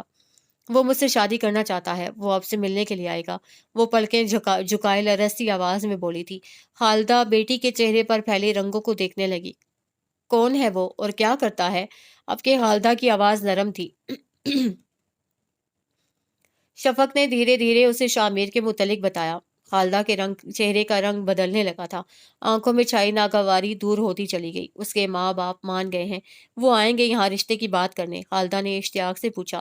نہیں، وہ لوگ نہیں مان رہے، اس کے باوجود شامیر مجھ سے شادی کرنا چاہتا ہے۔ تم صاف انکار کر دو، جب تک وہ اپنے والدین کو منا نہیں لیتا یہ شادی نہیں ہوگی، خالدہ نے غصے سے کہا تھا۔ شفق کی آنکھوں میں نمی تیرنے لگی تھی۔ اماں، شادی کے بعد اس کے علاوہ کوئی اور بات کرو۔ خالدہ نے جھاڑو پکڑ کر صحن میں بکھرے پتے اکٹھے کرنا شروع کر دیے تھے۔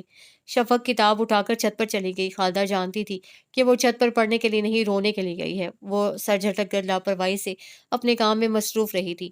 اور پھر ایک دن بالکل اچانک شامیر ان کے گھر چلا آیا تھا۔ خالدہ تو اسے دیکھ کر دنگ ہی رہ گئی تھی۔ اتنا حسین مرد اسے پوری زندگی میں نہیں دیکھا تھا۔ اسے بے اختیار اپنی بیٹی کے نصیب پر رشک آیا۔ یہ اتنا سجیلا جوان میری بیٹی کا طلبکار ہے؟ وہ ساکت و صامت سی اسے دیکھی جا رہی تھی، اور پھر اس نے از خود اپنے شوہر سے بات کرنے کی ٹھان لی۔ نیک بخت، تیرا دماغ تو ٹھیک ہے، بشیر نے حیرت سے بیوی کے پرجوش چہرے کی طرف دیکھ کر کہا۔ یہ امیر زادے چھوٹے بڑے اسٹیشنوں پر گھڑی 2 گھڑی کے لیے رکتے ہیں اور پھر چل دیتے ہیں۔ ارے ایسے مسافروں کا کیا بھروسہ؟ مجھے اپنی شفق کو کسی برزخ میں نہیں پھینکنا۔ بشیر کے 2 ٹوک بات کرنے پر خالدہ جلبلا اٹھی تھی۔ تم اپنے ہی جیسے کسی حوالدار کے ساتھ میری شہزادیوں جیسی بیٹی کو بیاہنے کا خیال دل سے نکال دو۔ میں نے تو اسے ایسے ہی اونچے گھرانے میں بیاہنے کا خواب دیکھا تھا جو کہ اب پورا ہو رہا ہے۔ جو اس کے نصیب میں ہوا وہ اسے مل جائے گا، اور پھر ابھی تو وہ اس کی تعلیم بھی نامکمل ہے اور میں اسے ڈاکٹر بنانا چاہتا ہوں۔ ضد مت کرو بشیر، سمجھداری سے کام لو۔ کتنا اچھا لڑکا ہے شامیر، اور پھر میجر بھی ہے۔ میری بیٹی بیگم صاحبہ بن کر رہے گی۔ خالدہ کی آنکھوں میں ننھے مننے سے دیے چل اٹھے تھے جن کی روشنی نے بشیر کے ارادوں کو بھی ڈاواڈول کر دیا۔ وہ کچھ دیر سوچنے کے بعد آہستگی سے بولا تھا۔ اپنی بھابھی کو کیا جواب دو گی؟ انہوں نے بچپن میں ہی شفو کو خرم کے لیے مانگ لیا تھا۔ خرم شفق سے پورے 4 سال چھوٹا ہے اور ابھی اسکول میں پڑھ رہا ہے۔ تم بھی بشیر نہ جانے کس زمانے کی باتیں کرتے ہو۔ خالدہ نے بے حد ناگواری سے بشیر کو گھورا تھا اور پھر کرخت لہجے میں گویا ہوئی تھی۔ سوچ لو خالدہ، ہمارا اور ان کا کوئی جوڑ نہیں بنتا۔ بشیر اسے حقیقت بتا رہا تھا اور وہ اس کی کوئی بات بھی سننا نہیں چاہتی تھی۔ تم اس احساس کمتری سے کبھی بھی نہ نکلنا، خالدہ زہریلے لہجے میں کہہ رہی تھی۔ شامیر کے والدین رضامند نہیں تھے اور یہی بات بشیر کی نیندیں اڑانے کے لیے کافی تھی، لیکن بیٹی کے سرشار چہرے کی طرف دیکھ کر دل کچھ پرسکون سا بھی تھا۔ آج رات اسے بڑی سکون کی نیند آئی تھی۔ وہ نہیں جانتا تھا کہ بس آج کی رات تک ہی اس کی زندگی میں سکون لکھا گیا ہے۔ شامیر نے کرائے پر کوٹھی لی تھی جس میں وہ شفق کو لے کر گیا تھا، اور جسٹس شرجیل کے لیے شادمان میں اس درمیانے درجے کی کوٹھی کا پتہ لگانا کون سا مشکل کام تھا۔ وہ دونوں 1 ہفتے کے لیے ملک سے باہر گئے ہیں۔ جسٹس شرجیل فون پر اپنے دوست سے مخاطب تھے۔ تم اسے ایک دفعہ پاکستان آ لینے دو، پھر دیکھنا میں اس کے ساتھ کیا کرتا ہوں۔ جنرل جہاں-زیب دوسری طرف پھنکار رہے تھے۔ شرجیل نے زہر کا گھونٹ بھرتے ہوئے جہاں-زیب کو ٹھنڈا رہنے کی تلقین کی۔ شرجیل، اس بے غیرت نے میری انا کو للکارا ہے، میں اس کا خون کر دوں گا۔ اسے ابھی میری نرمی اور پیار دیکھا ہے، اسے ڈھیل دے رکھی تھی میں نے۔ بہت ناجائز فائدہ اٹھایا ہے اس نے میری نرمی کا۔ ایک دفعہ آ تو لینے دو اسے، میں کیا حشر کروں گا اس کا۔ جہاں زیب بھوکے شیر کی طرح گررا رہے تھے۔ ایسے ہی غصے اور اشتعال کی تیز لہریں شرجیل کے وجود سے بھی اٹھ رہی تھیں۔ جذباتی مت بنو جہاں زیب، اپنے بیٹے کے کیریئر کو تباہ کرنے کے بارے میں مت سوچو۔ ہمیشہ امیر کے راستوں میں روڑے اٹکانے کی ضرورت نہیں۔ شرجیل نرم آواز میں بولے۔ اس نے مجھے ذلیل کر کے رکھ دیا ہے، بہت شرمندہ ہوں میں تم سے۔ جانے دو اس بات کو، اب آگے کا سوچو، جو ہونا تھا وہ تو ہو چکا ہے، شامیر نے اپنی مرضی کر لی ہے، اب ہماری باری ہے، اگر تم شامیر سے الجھو گے جھگڑو گے تو وہ تم سے اور دور چلا جائے گا، اسے خود سے قریب کرو، ہم کیوں اس کی نظروں میں برے بنے، اسے کیوں نہ شامیر کی نگاہوں سے گرا دیں جو کہ سارے فساد کی جڑ ہے، وہ اس لڑکی کی ظاہری شخصیت سے متاثر ہوا ہے، اس کے اندر کی بدصورتی برداشت نہیں کر پائے گا، ہلکا سا کہکا لگا کر شرجیل ایک پل کو رکے، یہ وقت جوش سے نہیں ہوش سے کام لینے کا ہے، اگرچہ غلطی شامیر کی ہے مگر سزا کی حقدار وہ عورت ہے جس نے شامیر کو اپنے جال میں پھنسایا ہے، میں تمہیں بتاتا ہوں کہ اب ہمیں کیا کرنا ہے، ذرا غور سے سنو، شرجیل نے شاطرانہ مسکراہٹ کے ساتھ اپنا نیا منصوبہ دوست تک پہنچایا تھا، دوسری طرف جہاں زیب بھی کھل اٹھے، اب وہ دونوں بڑے خوشگوار موڈ میں بات چیت کر رہے تھے، تمہیں پا کر میرے وجود کی تکمیل ہوئی ہے شفق، میں جو صرف ایک ایڈونچر کے تحت تم تک آیا تھا، دل لگی کرتے کرتے تمہیں دل میں ہی بسا لیا ہے، میں سوچ بھی نہیں سکتا تھا کہ تم یوں میرے دل و دماغ پر حاوی ہو جاؤ گی کہ تمہارے بغیر ایک پل کاٹنا بھی نہایت مشکل ہوگا، وہ کھوئے کھوئے لہجے میں بول رہا تھا، شفق کا انگ انگ سرشار ہو گیا، وہ شامیر کے قریب آ کر اس کے کندھے پر سر ٹکاتے ہوئے اس کی نگاہوں کے تعاقب میں دور تلک پھیلے خوش رنگ پھولوں اور اونچے اونچے درختوں کو دیکھنے لگی، زندگی کس قدر خوبصورت ہے، وہ خوابناک لہجے میں بولی تھی، زندگی نہیں تم خوبصورت ہو، شامیر نے اس کے گرد بازو پھیلا کر نرمی سے کہا، آپ کو اتنی اچھی اچھی باتیں کرنا بھی آتی ہیں، میں تو سمجھ رہی تھی کہ صرف لڑنا اور جھگڑنا ہی آتا ہے، شفق نے شرارت سے کہا، شامیر نے گردن موڑ کر اس کے چہرے کی طرف دیکھا اور تنک کر پوچھا، میں نے کب تمہارے ساتھ لڑائی کی ہے، بتاؤ ذرا، ایک تو یہ جو ویٹر بیچارہ بدقسمتی سے پاکستانی ہے، اس کی شامت آئی رہتی ہے، دوسرے ہوٹل کا مینیجر جس کے ساتھ کئی مرتبہ جھگڑ چکے ہیں آپ، وہ بھی کیا سوچتے ہوں گے کہ کب یہ لوگ یہاں سے دفان ہوں گے، او ہو تمہیں بتانا یاد ہی نہیں رہا، آج رات 12 بجے کی فلائٹ ہے ہماری، شامیر نے گلاس ونڈو ایک جھٹکے سے بند کر کے پردے برابر کر دیے تھے، شفق کا خواب بھی ایک چھناکے کے ساتھ ٹوٹا تھا، وہ بے خیالی میں شامیر کو تکنے لگی، ہم کچھ اور دن نہیں یہاں ٹھہر سکتے محترمہ، میری صرف ایک ہفتے کی چھٹی تھی، وہ بھی کرنل حشمت کی مہربانی سے ملی تھی، آج جانا بہت ضروری ہے، وہ بیڈ پر بیٹھ کر ساکس پہننے لگا تھا، پھر جاگرز کے تسمے کستا کھڑا ہو گیا، تم پیکنگ کر لو، پھر تھوڑی سی شاپنگ کرائیں گے، ورنہ عاشر اور شہروز نے تو مجھے زندہ نہیں چھوڑنا، وہ بال بنا کر بولتا بولتا ہوا باہر نکل گیا تھا، شفق بے دلی سے اٹھ کر سوٹ کیس نکالنے لگی، شفق نے اپنی اور شامیر کی مختصر پیکنگ کر لی تھی، شامیر شاور لے کر اور بال سلجھا کر وہ کچھ آزردہ سی بیڈ پر بیٹھی تھی، جب شامیر آ بھی گیا تھا، اسے گمسم بیٹھا دیکھ کر وہ ٹھٹک گیا، کیا بات ہے شانی، اس کے قریب بیٹھتے ہوئے وہ تیز لہجے میں بولا، شفق نے پرنم آنکھوں سے اس کے وجیح چہرے کی طرف دیکھا، یہ شخص کس قدر عزیز ہو گیا تھا اسے کہ کھونے کا خیال ہی جان نکالنے لگتا تھا، اور پاکستان واپس جانے کا سوچ کر ہی اس کی روح تک کانپ جاتی تھی، کچھ نہیں، وہ بھرائی آواز میں بولی، پھر رو کیوں رہی ہو، شامیر نے اس کے گال پر پھسلتا آنسو پہنچا، کب رو رہی ہوں، اس نے ہتھیلیوں کی پشت سے آنکھیں رگڑیں، پیکنگ کر لی ہے، شامیر کے استفسار پر اس نے سر ہلا دیا تھا، اسی پل ویٹر کافی لے آیا تھا، کافی پی کر وہ دونوں شاپنگ کرنے چلے گئے تھے، واپس آ کر کھانا کھانے کے بعد شامیر تو 1 ڈیڑھ گھنٹے کے لیے سو گیا تھا، جبکہ شفق کی ایک پل کے لیے بھی آنکھ نہیں لگی تھی، جو باتیں شادی سے پہلے سوچنے والی تھیں وہ اب مختلف شکل میں ذہن کے دریچوں پر دستک دے کر اسے ڈسٹرب کر رہی تھیں، دل میں چند ایک خدشات بھی سر اٹھا رہے تھے، جب جہاز نے لندن کی حسین سرزمین کو الوداع کہا تو ساتھ ہی شفق کا سکون بھی یہیں کہیں انہی فضاؤں میں بکھر کر رہ گیا تھا، لاہور ایئرپورٹ کی عمارت سے باہر نکل کر جو ہی شامیر نے ٹیکسی کی تلاش میں نگاہیں دوڑائیں تو سامنے سے آتے اپنے ڈرائیور یاور کو دیکھ کر ٹھٹک کر رک گیا، یاور نے ان کے قریب آ کر زوردار آواز میں سلام جھاڑا تھا، چھوٹے صاحب آئیں میرے ساتھ، بڑے صاحب نے حکم دیا ہے کہ میں آپ کو لے کر سیدھا پنڈی آؤں، یاور نہایت ادب سے بولا، بڑے صاحب نے، شامیر نے تعجب سے کہا، شفق کے چہرے پر پریشانی کے آثار نمودار ہونا شروع ہو گئے تھے، ہاں جی، انہوں نے کہا ہے کہ آپ اور چھوٹی بیوی دونوں گھر آئیں، وہ آپ دونوں کا انتظار کر رہے ہیں، شامیر بے حد حیران تھا، وہ اپنے پاپا کے مزاج کو جانتا تھا، ان سے اتنی نرمی کی توقع اسے ہرگز نہیں تھی، پھر بھی وہ شفق کے منع کرنے کے باوجود گاڑی میں سامان رکھوانے لگا، ٹھیک ہے جو ہوگا دیکھا جائے گا، شامیر نے ہمیشہ کی طرح لاپرواہی سے سر جھٹکا، شفق بے حد خوفزدہ تھی، وہ شامیر کے ساتھ جانا نہیں چاہتی تھی، شامیر آپ مجھے اماں کی طرف چھوڑ دیں، شفق آہستگی سے منمنائی، شامیر نے سخت نظروں سے اسے گھورا، بیٹھو، اسے شفق کا ہاتھ پکڑ کر گاڑی کا دروازہ کھولا۔ میں اماں سے ملنا چاہتی ہوں۔ وہ ایک دفعہ پھر منمنائی تھی۔ شامیر نے اسے گاڑی میں دھکیل کر دروازہ بند کیا اور خود دوسری طرف آ کر بیٹھ گیا۔ جوں جوں پنڈی کی حدود شروع ہو رہی تھی، شفق کا سانس حلق میں اٹکنے لگا تھا، اور پھر جب گاڑی ایک عالیشان بنگلے کے سامنے رکی تو وہ دل کو مضبوط کر کے شامیر کے ہم قدم ہو گئی۔ پہلا جھٹکا اسے تب لگا تھا جب وہ اپنی ساس سے ملی تھی، اور پھر جہاں زیب سے ملاقات کے بعد اس کے سارے خدشات پانی کے بلبلے کی طرح ایک ایک کر کے بیٹھتے چلے گئے۔ ان کا استقبال اتنا اچھا تھا کہ شامیر بھی حیران رہ گیا تھا۔ اس کی امیدوں کے برخلاف اس کے باپ نے شفق کو بحیثیت بہو کے نہ صرف قبول کیا بلکہ شامیر کے اس گناہ کو بھی کمال اعلیٰ ظرفی کے ساتھ معاف کر دیا۔ وہ صرف 2 دن ہی رہے تھے۔ تیسرے دن شفق بھی شامیر کے ہمراہ لاہور آ گئی تھی۔ رات کو وہ اپنی ماں سے ملنے چلی گئی۔ اس کی ماں کا سر اسے حشاش بشاش اور شاد دیکھ کر فخر سے بلند ہو گیا تھا۔ وہ کتنی ہی دیر بیٹی سے کریت کریت کر شامیر کے والدین کے رویوں کے متعلق پوچھتی رہی۔ یہ دن شفق کی زندگی کے بہترین دن تھے۔ وہ کس قدر خوش اور مطمئن تھی۔ شامیر آفس کے بعد سارا وقت اسے ہی دیتا تھا۔ اس نے اپنی پہلے والی ساری سرگرمیاں ترک کر دی تھیں۔ اگر کبھی ملیحہ اور فروہ میں سے کسی کا فون آتا تو وہ بغیر سنے ہی فون ڈسکنیکٹ کر دیتا تھا۔ وہ پہلے سے بہت حد تک بدل گیا تھا۔ اس کی شخصیت کی تبدیلی نے اس کے دوستوں کو بھی چونکا دیا تھا۔ شامیر فون پر گفتگو میں مصروف تھا۔ دوسری طرف شامیر کی ممی تھی جو کہ شفق سے بات کرنا چاہ رہی تھیں۔ شامیر نے اشارے سے اسے قریب بلایا اور پھر ریسیور اسے تھما دیا۔ وہ کچھ حیران سی ان سے بات کرنے لگی تھی۔ فون بند کر کے وہ شامیر کے قریب قالین پر بیٹھ گئی۔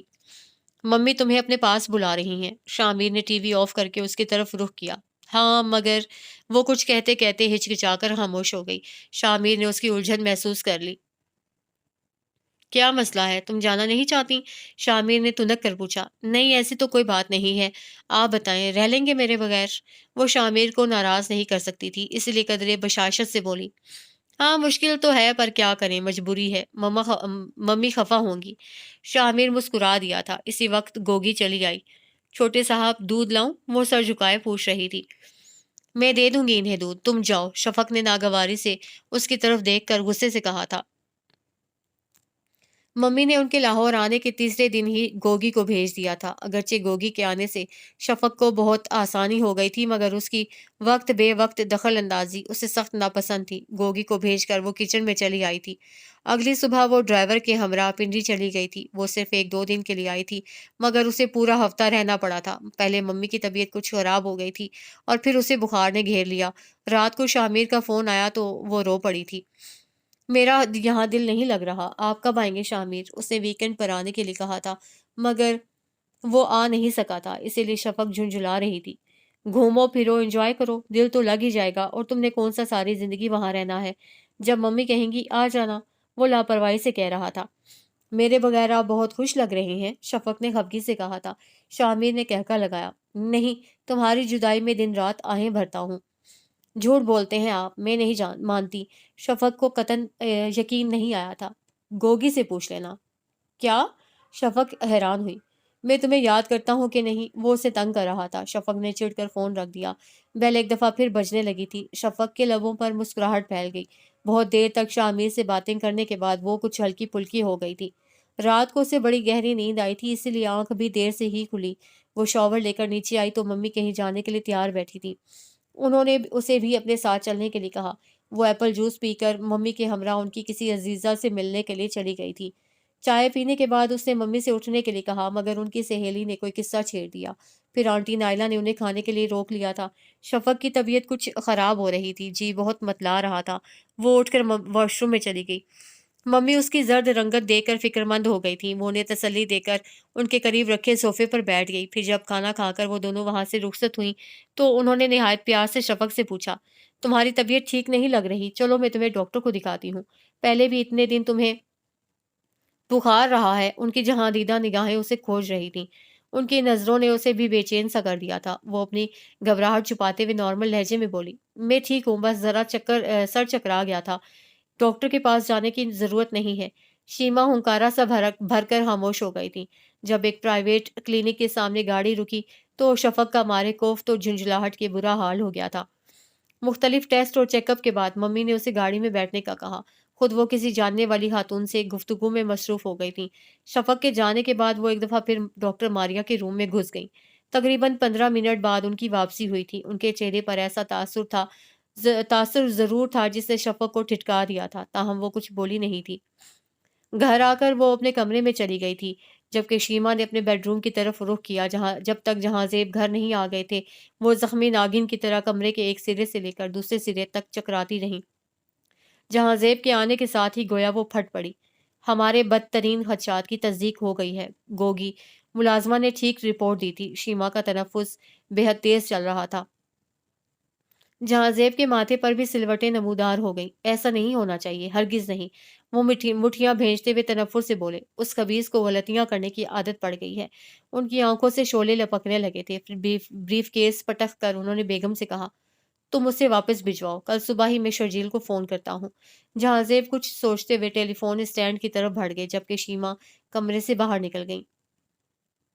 اگلی صبح کافی حیران کن تھی۔ شفق کو اندازہ نہیں تھا کہ اتنی جلدی اس قفس سے رہائی مل جائے گی۔ وہ بہت خوشی خوشی لاہور روانہ ہوئی تھی۔ گھر آ کر اس نے بہت سکون محسوس کیا تھا۔ شاہ میر چونکہ آفس گیا ہوا تھا، لہٰذا گوگی کو بتا کر اماں کی طرف آ گئی۔ اس کی ممانی بھی آئی ہوئی تھیں، اس لیے وہ سارا دن اماں کی طرف رہی۔ شام کو ڈرائیور اسے لینے کے لیے آ گیا تھا۔ اگلے بہت سارے دن بہت خوشگوار گزرے تھے اور وہ دعا کرتی تھی کہ اس کی باقی زندگی بھی اسی طرح گزرے۔ صبح شاہ میر کے تیز تیز بولنے پر وہ ہڑبڑا کر اٹھی تھی۔ اسے بے حد حیرانی سے شاہ میر کو تیار ہوتے دیکھا۔ کہاں جا رہے ہیں آپ؟ میں پنڈی جا رہا ہوں، ممی کی طبیعت ٹھیک نہیں ہے، وہ ہاسپٹل میں ہے۔ اس نے بال بنا کر برش ٹیبل پر پٹخا اور پھر والٹ اٹھا کر پاکٹ میں ٹھونسا۔ وہ بھی کمبل ہٹا کر اٹھ گئی۔ کب آئیں گے؟ ابھی تو جا رہا ہوں، اگر ممی کی طبیعت بہتر ہوئی تو کل آ جاؤں گا، ورنہ 2-3 دن تک میں ادھر ہی ہوں۔ تم اگر یہاں رہنا چاہو تو ٹھیک ہے، ورنہ اپنی اماں کی طرف چلی جانا۔ نہیں، میں ادھر ہی رہوں گی، گوگی جو ہے میرے پاس، اس نے بال سمیٹتے ہوئے آہستگی سے کہا۔ شاہ میر پلٹ کر اس کے قریب آیا اور پھر اس کی پیشانی پر محبت کی مہر ثبت کرتے ہوئے تیزی سے باہر نکلتا چلا گیا۔ وہ بھی پورچ تک اسے خدا حافظ کہنے کے لیے آئی تھی۔ شاہ میر کے جانے کے بعد اس کا باقی دن کافی مصروف گزرا تھا۔ اس نے گوگی کے ساتھ مل کر پورے گھر کی نئے سرے سے ترتیب بدلی، پردے وغیرہ دھلوائے۔ کام کے دوران بھی اس کا ذہن پنڈی میں ہی اٹکا ہوا تھا۔ گوگی کھانا لگا کر اسے پوچھنے کے لیے آئی تو اس نے انکار کر دیا۔ دل ایک دم ہی ہر چیز سے اچاٹ ہو گیا تھا۔ وہ بے دلی سے ٹی وی دیکھتی رہی۔ گوگی کھانا کھا کر اس کے لیے دودھ لے آئی تھی۔ شفق نے گلاس ٹیبل پر رکھ دیا۔ کچھ دیر بعد گوگی جمائیاں لینے لگی تو شفق بھی ٹی وی آف کر کے اٹھ گئی۔ اس نے گوگی کو اپنے بیڈ روم میں سونے کے لیے کہا تھا۔ گوگی نے خاموشی سے اپنا بستر اس کے کمرے میں لگا لیا۔ وہ بھی بیڈ پر دراز ہو کر سونے کی کوشش کرنے لگی تھی۔ رات کا نہ جانے کون سا پہر تھا جب اس کی آنکھ کھل گئی تھی۔ اس کی نیند ٹوٹنے کی وجہ وہ ہلکا شور تھا۔ کچھ دیر کان لگا کر شفق نے اس ہلکے شور کو سننے کی کوشش کی اور پھر گوگی کو آواز دے کر جگا دیا۔ ایک خوف کی تیز لہر تھی جو سارے وجود میں سرایت کر گئی تھی۔ کوریڈور میں سے بوٹوں کی دھمک سنائی دے رہی تھی۔ اس نے خوفزدہ ہو کر گوگی کا ہاتھ پکڑ لیا۔ گوگی، میرا خیال ہے کہ گھر میں چور گھس آئے ہیں، وہ لرزیدہ آواز میں بولی۔ گوگی نے اس کے خوف سے پیلے پڑتے چہرے کی طرف دیکھا۔ نہیں بی بی، آپ کا وہم ہے۔ گوگی قالین کے ڈیزائن کو گھور رہی تھی۔ شفق اس کے اطمینان پر قدرے حیران ہوئی۔ تمہیں آواز نہیں آ رہی؟ مجھے تو لگتا ہے کہ باہر کوئی ہے، شفق گھٹی گھٹی آواز میں بولی۔ اسی پل دروازے کا ہینڈل گھوما تھا، جبکہ شفق کے حلق سے نکلنے والی چیخ بے ساختہ تھی۔ چور! شفق نے گوگی کا بازو مضبوطی سے پکڑ کر لرزتی آواز میں کہا۔ گوگی غیر محسوس طریقے سے شفق سے قدرے ہٹ کر بیٹھ گئی۔ وہ 2 مرد تھے اور ان کے ساتھ ایک عورت بھی تھی، انتہائی خوبصورت عورت۔ اس عورت کو اپنی طرف بڑھتا دیکھ کر شفق مزید گوگی کے قریب ہو گئی تھی۔ کون ہو تم؟ ابھی بتا دیتے ہیں، آخر جلدی کیا ہے؟ اس موٹے اور بھدے شخص نے بے ڈھنگا کہکا لگایا تھا۔ ارے یہی شفق ہے، دوسرے نے مونچھوں کو تاؤ دے کر کہا۔ شفق کی آنکھیں وحشت سے پھٹ رہی تھیں۔ دیکھو، تم لوگوں کو جو چاہیے میں تمہیں دیتی ہوں۔ اس دراز میں لاکر کی چابی ہے، اس میں میرا زیور ہے اور ساتھ ہی کچھ نقدی بھی ہے۔ پلیز تم لوگ مجھے کچھ مت کہو۔ اس عورت نے شفق کو بالوں سے پکڑ کر گھسیٹا اور شفق کو آگے بڑھ کر 2-3 تھپڑ مارے تھے۔ وہ درد سے بلبلا اٹھی۔ وہ دونوں آدمی بہت خاموشی سے صوفے پر بیٹھے ہوئے تھے۔ ان میں سے ایک ارد گرد کا جائزہ لے رہا تھا۔ اتنا بڑا قدم اٹھانے سے پہلے سوچنا تھا نا شہزادی، اونچے لوگوں سے یاریاں لگانے کا انجام ایسا ہی ہوتا ہے، اس عورت نے بازاری انداز میں کہہ کر لگایا تھا۔ خدا کے لیے مجھے کچھ مت کہو، گوگی، پلیز گوگی، مجھے بچا لو۔ اب وہ عورت ہنٹر لہرا رہی تھی۔ وہ تڑپ کر گوگی کی طرف بڑھی۔ ایک لفظ بھی زبان سے مت نکالنا، بڑا ورنہ بہت برا سلوک کروں گی، وہ کرخت لہجے میں بولی۔ ان میں سے ایک آدمی صوفے پر سے اٹھا۔ ہمیں بھی باری لینے دو رانی، خود ہی گرہستی پرستی رہو گی۔ شفق کی طرف گندی نگاہوں سے دیکھتا وہ اس عورت سے مخاطب تھا۔ رانی نے اپنے بال جھٹک کر ہاتھ میں پکڑا ہنٹر پوری شدت کے ساتھ اس خوفناک جسامت والے مرد کی کمر پر مارا تھا۔ وہ بلبلا کر پیچھے ہٹا۔ رانی، مالک نے کہا تھا کہ بدنیت، حرام خور، شکل دیکھی ہے اپنی؟ تھوکنے کو بھی دل نہیں کرتا، وہ گھررائی تھی۔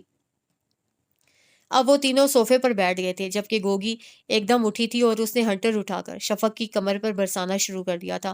وہ درد و کرب اور شدید دکھ اشتعال سے ایک ملازمہ کے ہاتھوں پٹتی رہی اور چیختی رہی، چھوڑو مجھے، اللہ کا واسطہ نہ مارو۔ اس کے لبوں پر ایک ہی التجا تھی۔ جب وہ رو رو کر اور چیخ چیخ کر بے ہوش ہو گئی تو گوگی نے ہنٹر پھینک کر دھواں دھار رونا شروع کر دیا۔ رانی باہر نکلنے سے پہلے ایک دفعہ پھر بے ہوش پڑی، شفق کے پاس آئی۔ تیری صورت پر ترس آ گیا ہے مجھے، ورنہ جس نے ہمیں بھیجا ہے نا اس نے کہا تھا کہ تیری بوٹیاں کر دوں، تجھے ذلتوں کے گڑھے میں اتار دوں، تجھے پامال کر دوں، مگر میں نے ایسا نہیں کیا، میں نے تجھے پامال ہونے نہیں دیا۔ وہ آہستہ سے بڑبڑا رہی تھی اور پھر گوگی کو ٹھوکر مارتے ہوئے باہر نکل گئی۔ ہم ایک ہی تھیلی کے چٹے بٹے ہیں، دولت کے بھوکے، پیسے کے پجاری، گوگی نے اپنی ٹانگ سہلاتے ہوئے اسے کہتے سنا، اور پھر اس نے شفق کو اٹھا کر بستر پر ڈالا۔ اس کے بازو سے خون رس رہا تھا جبکہ دونوں گال سوجے ہوئے تھے۔ اسے ایک دم ہی اس حسین عورت پر ترس آیا۔ گوگی نے مردہ سی صفائیاں پیش کرتی شفق کو دیکھ کر سر جھکائے جھوٹ پر جھوٹ بول رہی تھی۔ اس کا دل قطرہ قطرہ پگھل رہا تھا اور پھٹی پھٹی نگاہوں سے دیکھتی شفق بے ہوش ہو کر فرش پر آن گری تھی۔ اسے اٹھانے کے لیے کوئی بھی آگے نہیں بڑھا تھا، حتیٰ کہ اس کا محبوب شوہر بھی نہیں۔ گوگی کو اس پل خود سے نفرت محسوس ہو رہی تھی اور اس کا دل چاہ رہا تھا کہ کوئی ایسا اسم ہوتا جسے پڑھ کر وہ ان درندوں کے درمیان سے غائب ہو جاتی۔ تم سچ کہہ رہی ہو گوگی، جنرل جہاں زیب نہایت مکاری سے اس کی طرف دیکھ کر بولا تھا۔ وہ کسی معمول کے مطابق رٹے رٹائے جملے دہرا رہی تھی۔ جی صاحب، بالکل سچ، ان ڈاکوؤں نے بی بی کو بہت اذیت دی، بہت برا کیا ان کے ساتھ، مجھے باندھ رکھا تھا انہوں نے، اور بی بی کو بس کرو، خاموش ہو جاؤ۔ شاہ امیر کے چلانے پر وہ ایک دم رک گئی تھی۔ جنرل جہاں زیب کے لبوں پر ہلکی سی مسکراہٹ نے جھلک دکھائی تھی۔ گوگی نے آنکھ اٹھا کر اس فرعون کی نگاہ میں چھپی فتح کو پڑھا اور دل ہی دل میں موٹی سی گالی دی۔ اب وہ شاہ امیر کی طرف دیکھ رہی تھی، اس کی آنکھوں سے گویا لہو ٹپک رہا تھا، دماغ سے گرم دھواں نکل رہا تھا۔ وہ تیزی سے ان سب کے درمیان سے نکلتا چلا گیا۔ جہاں زیب اور شرجیل ایک دوسرے کی طرف دیکھتے ہوئے فاتحانہ مسکرا اٹھے، جبکہ گوگی لرزتی کانپتی شفق کو اٹھانے لگی۔ پھر ان کے حکم کے مطابق وہ شفق کو گاڑی میں ڈال کر اس کے ماں باپ کے گھر چھوڑ آئی تھی۔ گوگی کا باپ ڈرائیور تھا اور وہ سارے راستے روتا رہا تھا۔ اس کی نگاہوں کے سامنے اپنے بیٹے کا چہرہ آ رہا تھا۔ اسپتال کے جنرل وارڈ میں بستر پر لیٹا اس کی 9 بیٹیوں کے بعد پیدا ہونے والا 10 سالہ کمزور بیمار بیٹا، جس کا علاج یہ فرعون کروا رہے تھے، اور جنہوں نے سرخ نیلے نوٹوں سے ان کے حلق تک بھر دیے تھے، اور اس کی بیوی اپنی بیٹیوں کو بہانے کے لیے اتنی بڑی رقم پا کر کس قدر مسرور تھی۔ اب وہ ایک گھر بنا سکتی تھی، بیٹیوں کو بے حد قیمتی جہیز دے سکتی تھی، اور اس نے آنکھ کھولی تو اسپتال کے ایک کمرے میں خود کو پایا۔ اس کی بوڑھی ماں تیزی سے اس کی طرف بڑھی تھی۔ اب وہ بے اختیار اپنی بیٹی کے ہاتھ چوم رہی تھی۔ پھر اس نے اپنے باپ کو اپنی طرف آتے دیکھا، پھر اس نے اپنے باپ کو روتے دیکھا۔ وہ کس کس بات کا غم کرتی، اپنے دل اجڑنے کا، اپنے گھر کے اجڑنے کا، وہ کس کس بات پر آنسو بہاتی، شوہر کی بے وفائی پر کہ جس نے وفا کے اعتماد کے سارے بھرم توڑ دیے تھے، یا پھر ان انسانوں کے ظلم پر چیختی جو انسان کی شکل میں حیوان تھے، درندے تھے، شیطان تھے۔ اس کی ماں اسے چپ کروا رہی تھی، صبر کی تلقین کر رہی تھی۔ صبر؟ کیسا صبر؟ شفق نے آنسو بھری آنکھوں سے اپنی ماں کے چہرے کی طرف دیکھا۔ مجھے صبر کرنا نہیں آتا ماں، میں کیسے صبر کروں؟ بھلا تم نے مجھے صبر کرنا سکھایا ہے؟ وہ اپنے بال نوچتے ہوئے چیخی تھی۔ اس کے باپ نے بے اختیار اسے اپنے سینے سے لگا لیا۔ میں نے خوابوں کا اتنا حسین پہاڑ دیکھا اور پھر اس پر چڑھنا چاہا۔ ماں، تو مجھے روک دیتی کہ اس کی بلندی بہت زیادہ ہے، تو گر جائے گی، بکھر جائے گی، مر جائے گی۔ ماں، تو مجھے منع کرتی، جھڑکتی مارتی، اس پہاڑ پر چڑھنے نہ دیتی۔ دیکھ تو تیری شفو کو کتنے زخم آئے ہیں، کتنا درد ہو رہا ہے۔ وہ غم سے نڈھال تکیے پر سر پٹک رہی تھی۔ اسی پل ایک نرس اور اس کے ساتھ ایک ڈاکٹر کمرے میں داخل ہوئی۔ اس نے اندر کا منظر دیکھ کر ان دونوں کو زبردست قسم کی جھاڑ پلائی۔ کیا کر رہے ہیں آپ لوگ؟ جانتے نہیں کہ یہ کتنے بڑے شوق سے گزری ہے؟ اور کیسی کنڈیشن ہے اس کی؟ یہ تو شکر ہے کہ اس قدر ذہنی اذیت کے باوجود اس کا مس کیریج نہیں ہو گیا، اور آپ لوگ تو حد کر رہے ہیں۔ ڈاکٹر غصے سے بول رہی تھی اور پھر شفق کو دیکھنے لگی۔ نرس نے اسے پرسکون رہنے کا انجیکشن دیا تھا۔ کچھ پل بعد وہ اونگنے لگی تھی۔ اس کے ماں باپ نے بے اختیار خدا کا شکر ادا کیا۔ اماں، میں شامیر سے ملنا چاہتی ہوں۔ میں اسے بتاؤں گی کہ میں اس کے بچے کی ماں بننے والی ہوں۔ اماں، وہ مجھ سے بدگمان ہو رہا ہے۔ وہ اس جھوٹی عورت پر یقین کر رہا ہے۔ وہ سمجھتا ہے کہ ان ڈاکوؤں نے میرے ساتھ۔ اپنی ماں کی گود میں سر رکھے وہ ٹوٹے لہجے میں کہتی ہوئی بے اختیار رو دی تھی۔ خالدہ نے اس کے بالوں میں محبت سے انگلیاں پھیرتے ہوئے اس کے سر کو چوما۔ ہاں بیٹی، تم اس سے ملو، اسے آرام سے تمام حالات بتاؤ، وہ یقیناً سمجھ جائے گا۔ اماں، محبت کے رنگ اتنے کچے ہوتے ہیں کہ ایک ہی بارش سے بد رنگ ہو جاتے ہیں۔ وہ لب کو چلتے ہوئے آہستگی سے بولی، تم نے شامر کو فون کیا ہے؟ دونوں نمبر بند ہیں، اسے رابطہ نہیں ہو پا رہا۔ اماں، ہم ابھی شامر سے ملنے چلتے ہیں۔ وہ بے قراری سے اٹھ کھڑی ہوئی تھی۔ خالدہ نے گہری سانس کھینچ کر چادر اٹھا لی۔ شفق کو اسپتال سے آئے آج 7واں دن تھا اور وہ مسلسل شامر کے نمبر پر ٹرائی کر رہی تھی، مگر کوئی ریسپانس نہیں مل رہا تھا۔ وہ دونوں رکشے کے ذریعے شادمان آئی تھی، مگر کوٹھی کے گیٹ پر بڑا سا تالا لگا ہوا تھا۔ پھر اس نے میس جانے کے متعلق سوچا۔ اس کی ماں کے چہرے پر تفکر کے سائے پھیلے ہوئے تھے، جبکہ شفق پر امید تھی۔ ریسیپشن پر اس نے اپنا تعارف کروایا اور شامر کے متعلق پوچھا۔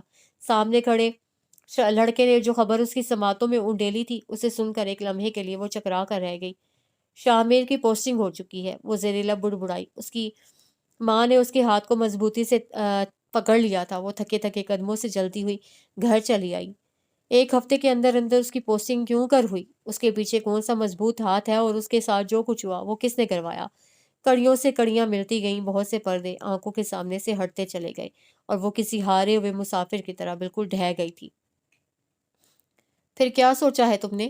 وہ ابھی ابھی آفس سے آیا تھا۔ باپ کا پیغام ملتے ہی اسٹڈی روم میں چلا گیا تھا، جہاں زیب اس کے انتظار میں بیٹھے تھے۔ اسے آتا دیکھ کر اس نے کتاب سائڈ ٹیبل پر رکھ دی۔ کس بارے میں؟ اپنی زندگی کے بارے میں۔ جہاں زیب نے کافی پیتے ہوئے اس کے چہرے کا بغور جائزہ لیا۔ زندگی؟ وہ تلخی سے بولا۔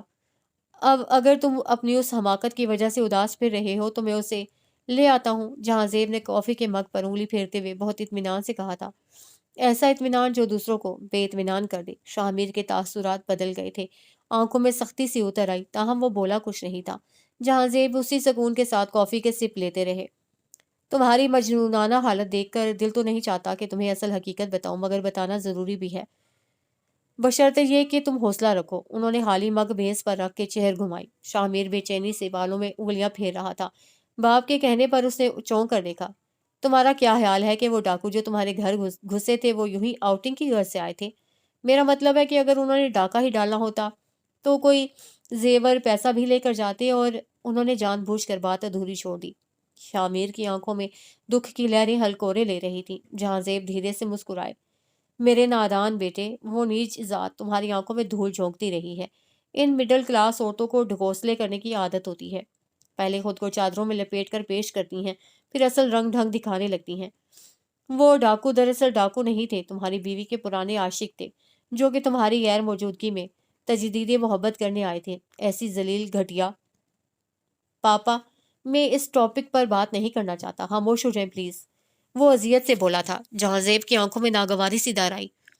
یہ ٹاپک اسی وقت کلوز ہوگا جب تم ہمیشہ کے لیے اس ورک کو پھاڑ کر اپنی زندگی سے نکال دو گے۔ یہ پیپرز پڑے ہیں، ان پر سائن کر دو۔ اگر وہ لڑکی تمہارے قابل ہوتی تو میں خود جا کر اسے لے آتا، مگر اب جہاں زیب نے چند کاغذات اس کے سامنے رکھے تھے، شامر بے خیالی میں انہیں دیکھے گیا۔ یہ سب کیا ہے؟ یہاں سائن کرو۔ جہاں زیب نے اسے قلم تھمایا۔ پاپا، مگر وہ منمنایا۔ کوئی اگر مگر نہیں، بہت ہو گئی بک بک، شامر تمہاری ضد کو مان لیا تھا، یہی بہت تھا۔ وہ لڑکی اگر کسی اچھے خاندان کی ہوتی تو اسی پر قناعت کرتی، مگر ایسی عورتیں۔ جہاں زیب نے 2-4 موٹی موٹی گالیاں دے کر اپنے غصے کو کچھ کم کیا۔ شامر اس وقت جذباتی توڑ پھوڑ کا شکار تھا، رات بھر جاگنے کی وجہ سے پہلے ہی آنکھیں اور سر درد سے پھٹ رہا تھا۔ سوچنے سمجھنے کی صلاحیتیں مفلوج ہو گئی تھیں، اوپر سے پاپا کے مطالبے نے رہی صحیح کسر پوری کر دی تھی۔ اس نے قلم تھام کر کاغذوں پر گھسیٹا اور پھر اٹھ کر تیزی سے باہر نکلتا چلا گیا تھا۔ جہاں زیب کے لبوں پر پرسکون سے مسکراہٹ پھیل گئی تھی۔ اس رات بڑی تیز آندھی آئی تھی، رات بھر بادل گرجتے برستے رہے، صبح بڑی اجاڑ اور ویران تھی، ہر طرف زرد پتے، درختوں کی ٹوٹی شاخیں اور گلابی پھول بکھرے پڑے تھے۔ صبح ڈاکی آیا تھا اور وہ موت کا پروانہ اس کے ہاتھ میں تھما گیا۔ صبح سے شام اور شام سے رات ہو گئی تھی۔ اس رات کوارٹر ماسٹر بشیر احمد کے گھر صفِ ماتم بچھی تھی اور وہ تینوں ہی ایک دوسرے سے چھپ کر روتے رہے تھے۔ ایک وہ رات تھی جب وہ سارے خدا بنے اس کے وجود پر انگلیاں اٹھا رہے تھے، اسے رسوا کر رہے تھے۔ بی بی کا اور ان ڈاکوؤں کا بڑا گہرا تعلق لگتا تھا جی، اور ایک عورت دوسری عورت پر گندگی اچھال رہی تھی، غلاظت پھینک رہی تھی۔ شفق کا دل چاہ رہا تھا کہ اس جھوٹی کا منہ نوچ لے اور چیخ چیخ کر کہے کہ یہ عورت بکواس کر رہی ہے، مگر وہ کچھ بھی نہیں کہہ پائی تھی۔ وہ تو صرف شاہ میر کو دیکھ رہی تھی۔ یہ آنکھیں، یہ چہرہ شاہ میر کا تو نہیں تھا، یہ تو کوئی اور کھڑا تھا۔ نفرت اور حقارت بھری نگاہوں سے اس کی طرف دیکھتا وہ اس کا شوہر نہیں، ایک فرد تھا، عام سی سطحی سوچ رکھنے والا مرد۔ اس غلاظت کی پوٹلی کو یہاں سے لے جاؤ، ایک دوسرا فرعون چیخا تھا، اور وہ اندھی گہری کھائی میں گرتی چلی گئی تھی۔ اور پھر بالکل ویسی ہی ایک اور رات اس کی زندگی میں آئی تھی۔ اس کی کمر میں درد تھا، بے تحاشا درد۔ اسے محسوس ہو رہا تھا کہ چند منٹ مزید کھڑی رہی تو ضرور گر جائے گی، مگر وہ درد سے بے حال کھڑی رہی۔ ملازم اسے ہولڈ کرنے کا کہہ کر چلا گیا تھا۔ چند پل مزید سے رکھنے کے بعد دوسری طرف آواز سنائی دی۔ یہ آواز شاہ میر کی نہیں تھی۔ وہ حلق میں اٹکتے سانس کو بمشکل بحال کرتے بول رہی تھی، خدا گواہ ہے کہ میں جھوٹ نہیں بول رہی، میری سچائی کی گواہی صرف وہی دے سکتا ہے۔ تم انسانوں سے مجھے کوئی امید نہیں، تم لوگ تو پیسے کے بلبوتے پر زندگیاں خرید لیتے ہو۔ میں صرف تمہیں اتنا بتانا چاہتی ہوں کہ میرا وجود پاک ہے، میرا بچہ کسی کا گناہ نہیں، شاہ میر کی جائز اولاد ہے۔ یہ وقت ہر عورت پر بڑا بھاری ہوتا ہے، میں اس وقت کو گواہ بنا کر کہہ رہی ہوں، اور تم بھی جانتے ہو کہ سچائی کیا ہے۔ میں تم سے بھیک نہیں مانگوں گی، صرف اتنی التجا ہے میری کہ ایک دفعہ، صرف آخری مرتبہ شاہ میر سے میری بات کروا دو۔ دوسری طرف سے بغیر کچھ کہے فون پٹخ دیا گیا تھا، اور شفق کی ساری ہمتیں بھی گویا ٹوٹ کر رہ گئیں۔ اور پھر جس دن اس نے جڑواں بیٹوں کو جنم دیا تھا، اس دن وہ آخری مرتبہ جی بھر کر روئی تھی۔ پھر اس نے فیصلہ کر لیا تھا، کچھ پانے کا فیصلہ۔ یہ ایسا عزم تھا جو اس کے راستے کی ساری کٹھنائیاں مٹاتا چلا گیا۔ اب وہ اپنے لیے نہیں، اپنے بیٹوں کے لیے جینا چاہتی تھی، ان کے لیے کچھ کرنا چاہتی تھی، اپنا ایک مقام بنانا چاہتی تھی۔ اس کے ارادوں کی مضبوطی نے اس کے بوڑھے باپ کو ایک دفعہ پھر زندہ کر دیا تھا، وہ ایک دفعہ پھر جی اٹھا تھا۔ جب خدا سے ناتا جوڑا تو سارے درد خود بخود بھول گئے تھے۔ وہ اپنی زندگی کے اس بھیانک باب کو ہمیشہ کے لیے دفن کر چکی تھی۔ اور پھر جس دن اس کے وجود پر خاکی یونیفارم سجا تھا، وہ دن ان کے لیے خوشیوں کی سوغات لے کر آیا تھا۔ اس کے بچے اب بڑے ہو رہے تھے، اسکول جانے لگے تھے، اسے بھی زینہ بزینہ ترقیاں ملتی گئیں۔ پھر یکے بعد دیگرے اماں بابا کی وفات نے اسے مزید اپنے ہی خول میں مقید کر دیا تھا۔ ہسپتال، گھر، بچے، وہ بے معنی زہریلی سوچوں سے بچانے کے لیے خود کو مصروف رکھتی تھی۔ خرم کی جاب کے بعد اس کے تیور بدلے بدلے سے محسوس ہونے لگے تھے۔ اب وہ اپنی زندگی کے ساتھ کسی بھی قسم کا تجربہ کرنا نہیں چاہتی تھی۔ اسے کبھی خرم کی حوصلہ افزائی نہیں کی تھی، مگر خرم کی جذباتیت اسے ذہنی اذیت کا شکار کر دیتی تھی۔ پہلے خرم اور اب اس آنے والی فون کال نے زخموں پر سے کھرنڈ اتار کر ایک دفعہ پھر اسے لہو لہان کر دیا تھا۔ جنرل ریٹائرڈ جہاں زیب نے کہ اس فون نے ایک دفعہ پھر اس کی نیندیں اڑا دی تھیں۔ کیا کچھ یاد نہیں آیا تھا؟ وہ درد، وہ کرب، وہ اذیتیں، وہ لمحے پل جو وہ بھلا دینا چاہتی تھی مگر بھلا نہیں پا رہی تھی۔ Pindi C M H posting کو ابھی 9-10 ماہ ہی ہوئے تھے، اور وہ سوچ بھی نہیں سکتی تھی کہ وہ شخص ایک دفعہ پھر اس کے سکون کو درہم برہم کر دے گا۔ یہ دوسری رات تھی اسے مسلسل جاگتے ہوئے، آنکھیں انتہائی سرخ اور ذہن بے حد بوجھل تھا۔ نماز فجر ادا کرنے کے بعد وہ لان میں چلی آئی تھی۔ وہ اب کچھ بھی سوچنا نہیں چاہتی تھی، مگر سوچوں پر پہرا بٹھانا کتنا مشکل کام تھا۔ کیا چاہتا ہے اب وہ مجھ سے؟ وہ تھک ہار کر کین کی کرسی پر بیٹھ گئی۔ پو پھوٹ رہی تھی، چڑیوں کی چہچہاہٹ نے ماحول کو کتنا پاکیزہ بنا رکھا تھا۔ وہ آسمان پر چھائے سفید بادلوں کے ٹکڑوں کو دیکھنے لگی۔ کتنے ہی پل بیت گئے، شاہ خورشید نے اپنے سونے جیسی کرنیں دھرتی پر بکھیریں تو وہ اٹھ کر بچوں کے بیڈ روم میں آ گئی۔ وہ دونوں گہری میٹھی نیند کے مزے لوٹ رہے تھے، اس بات سے بے خبر کہ ان کی ماں پر کیسی قیامت بیتی ہے۔ اس نے احد کے بیڈ سے نیچے لٹکتے کمبل کو اٹھا کر اچھی طرح اس کے وجود پر پھیلایا، اور پھر ایک ٹک ان کے نقوش دیکھنے لگی۔ اسے کبھی بھی جی بھر کر اپنے بیٹوں کو نہیں دیکھا تھا۔ وہ دونوں 13.5 سال کے ہو رہے تھے، بے حد صحت مند اور قد کاٹ والے۔ ان کی اٹھان بہت اچھی تھی، اپنی عمر سے 2-3 سال بڑے ہی لگتے تھے۔ وہ دونوں ہی اپنے باپ کی ہو بہو تصویر تھے، ویسی ہی سیاہ آنکھیں، خمدار پلکیں، سرخ و سفید رنگت، مغرور اٹھی ہوئی ناک، ہونٹوں کے نیچے ٹھوڑی کے عین وسط میں سیاہ تل۔ مما، آہت کس میں سایہ تھا اور پھر اسے اپنے اتنے قریب بیٹھا دیکھ کر سورج سے اٹھ گیا۔ کیا بات ہے مما جی، آپ کی طبیعت تو ٹھیک ہے؟ اس کی سرخ آنکھوں میں آنسوؤں کی دھند نے آہت کو پریشان کر دیا تھا۔ ہاں میں ٹھیک ہوں، اس نے آہت کے الجھے بالوں میں انگلیاں پھیری۔ حدید بھی آنکھیں مسلتا اٹھ گیا تھا اور پھر آہت کے لاڈ ہوتے دیکھ کر فوراً ہی اس کی گود میں سر گھسانے لگا۔ چلو اب جلدی سے اٹھو، برش کرو، منہ ہاتھ دھو کر یونیفارم پہنو، اسکول نہیں جانا کیا؟ میں تم لوگوں کے لیے فٹافٹ ناشتہ لگاتی ہوں، آج مجھے بھی ذرا جلدی نکلنا ہے۔ وہ جمائیاں لیتے حدید کو واش روم میں دھکیل کر جلدی سے بولی تھی۔ آہت بھی انگڑائیاں لیتا اٹھ گیا۔ جب تک وہ دونوں تیار ہو کر آئے، شفق ناشتہ لگا چکی تھی اور خود بھی تیار بیٹھی ان دونوں کا انتظار کر رہی تھی، جو کہ حسب معمول ایک دوسرے سے جھگڑ رہے تھے۔ مما، آہت نے میرا سویٹر پہن لیا ہے، حدید بسورا تھا۔ کہاں، یہ تو میرا ہے، آہت تو نہ کر بولا۔ جی نہیں، تمہارے سویٹر کا یہ والا ڈیزائن نہیں ہے۔ اچھا، اب تو میں پہن چکا ہوں، آہت نے لاپرواہی سے کہا۔ حدید اس کے شاہانہ انداز ملاحظہ فرما کر غصے سے اس کی طرف بڑھا تھا۔ خاموشی سے بیٹھ کر ناشتہ کرو، شفق ان کی تکرار بڑھتے دیکھ کر سخت لہجے میں بولی تھی۔ خلاف توقع وہ دونوں چپ چاپ بیٹھ کر ناشتہ کرنے لگے۔ گیٹ پر ہی اس کی ملاقات کرنل ڈاکٹر راہیل سے ہو گئی۔ وہ اسے دیکھ کر بھرپور انداز میں مسکرائے تھے۔ السلام علیکم، کیسی ہیں آپ؟ وعلیکم السلام، میں ٹھیک ہوں، آپ کیسے ہیں؟ وہ ان کے برابر چلتے ہوئے آہستہ سے بولی تھی۔ آپ کے سامنے ہی ہیں، دیکھ لیں، وہ بے ساختہ بولے تھے۔ شفق ایک پل کو خاموش سی ہو گئی۔ میں شام 6 بجے تک آپ کے گھر آؤں گا، کچھ ضروری باتیں کرنی ہیں، باہر تو آپ ملیں گی نہیں، کرنل راہیل دھیمے لہجے میں کہتے ہوئے اس سے آگے نکل گئے تھے۔ شفق گہری سانس لیتی کوریڈور میں آئی تو خرم سے مڈ بھیڑ ہو گئی۔ یہ کرنل صاحب تم سے کیا کہہ رہے تھے؟ وہ تنک کر پوچھ رہا تھا۔ شفق نے اسے گھور کر دیکھا۔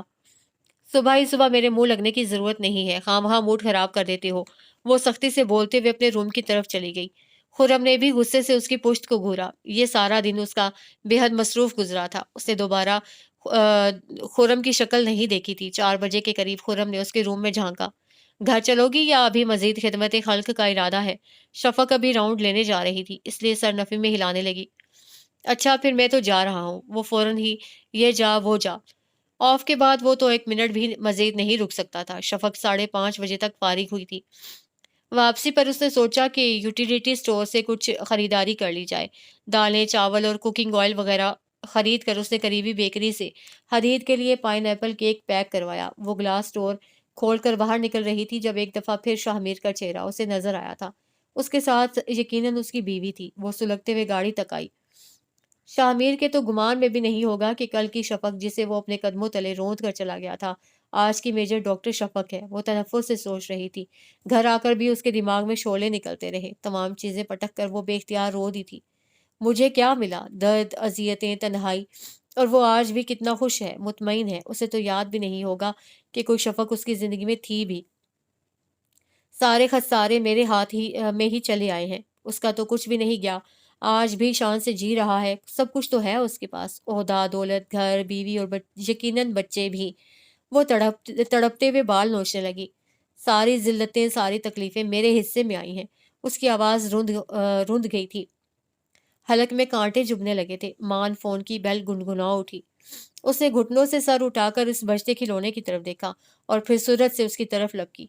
اب کیا چاہتے ہو جنرل جہاں زیب؟ بکو، اب میں تمہیں کیا دوں؟ اپنا بیٹا تو تم پا ہی چکے ہو، اس سے شادی کرنے کی سزا بھی دے دی ہے تم نے، اب کیا چھیننا ہے تم نے مجھ سے؟ کیا بچا ہے میرے پاس؟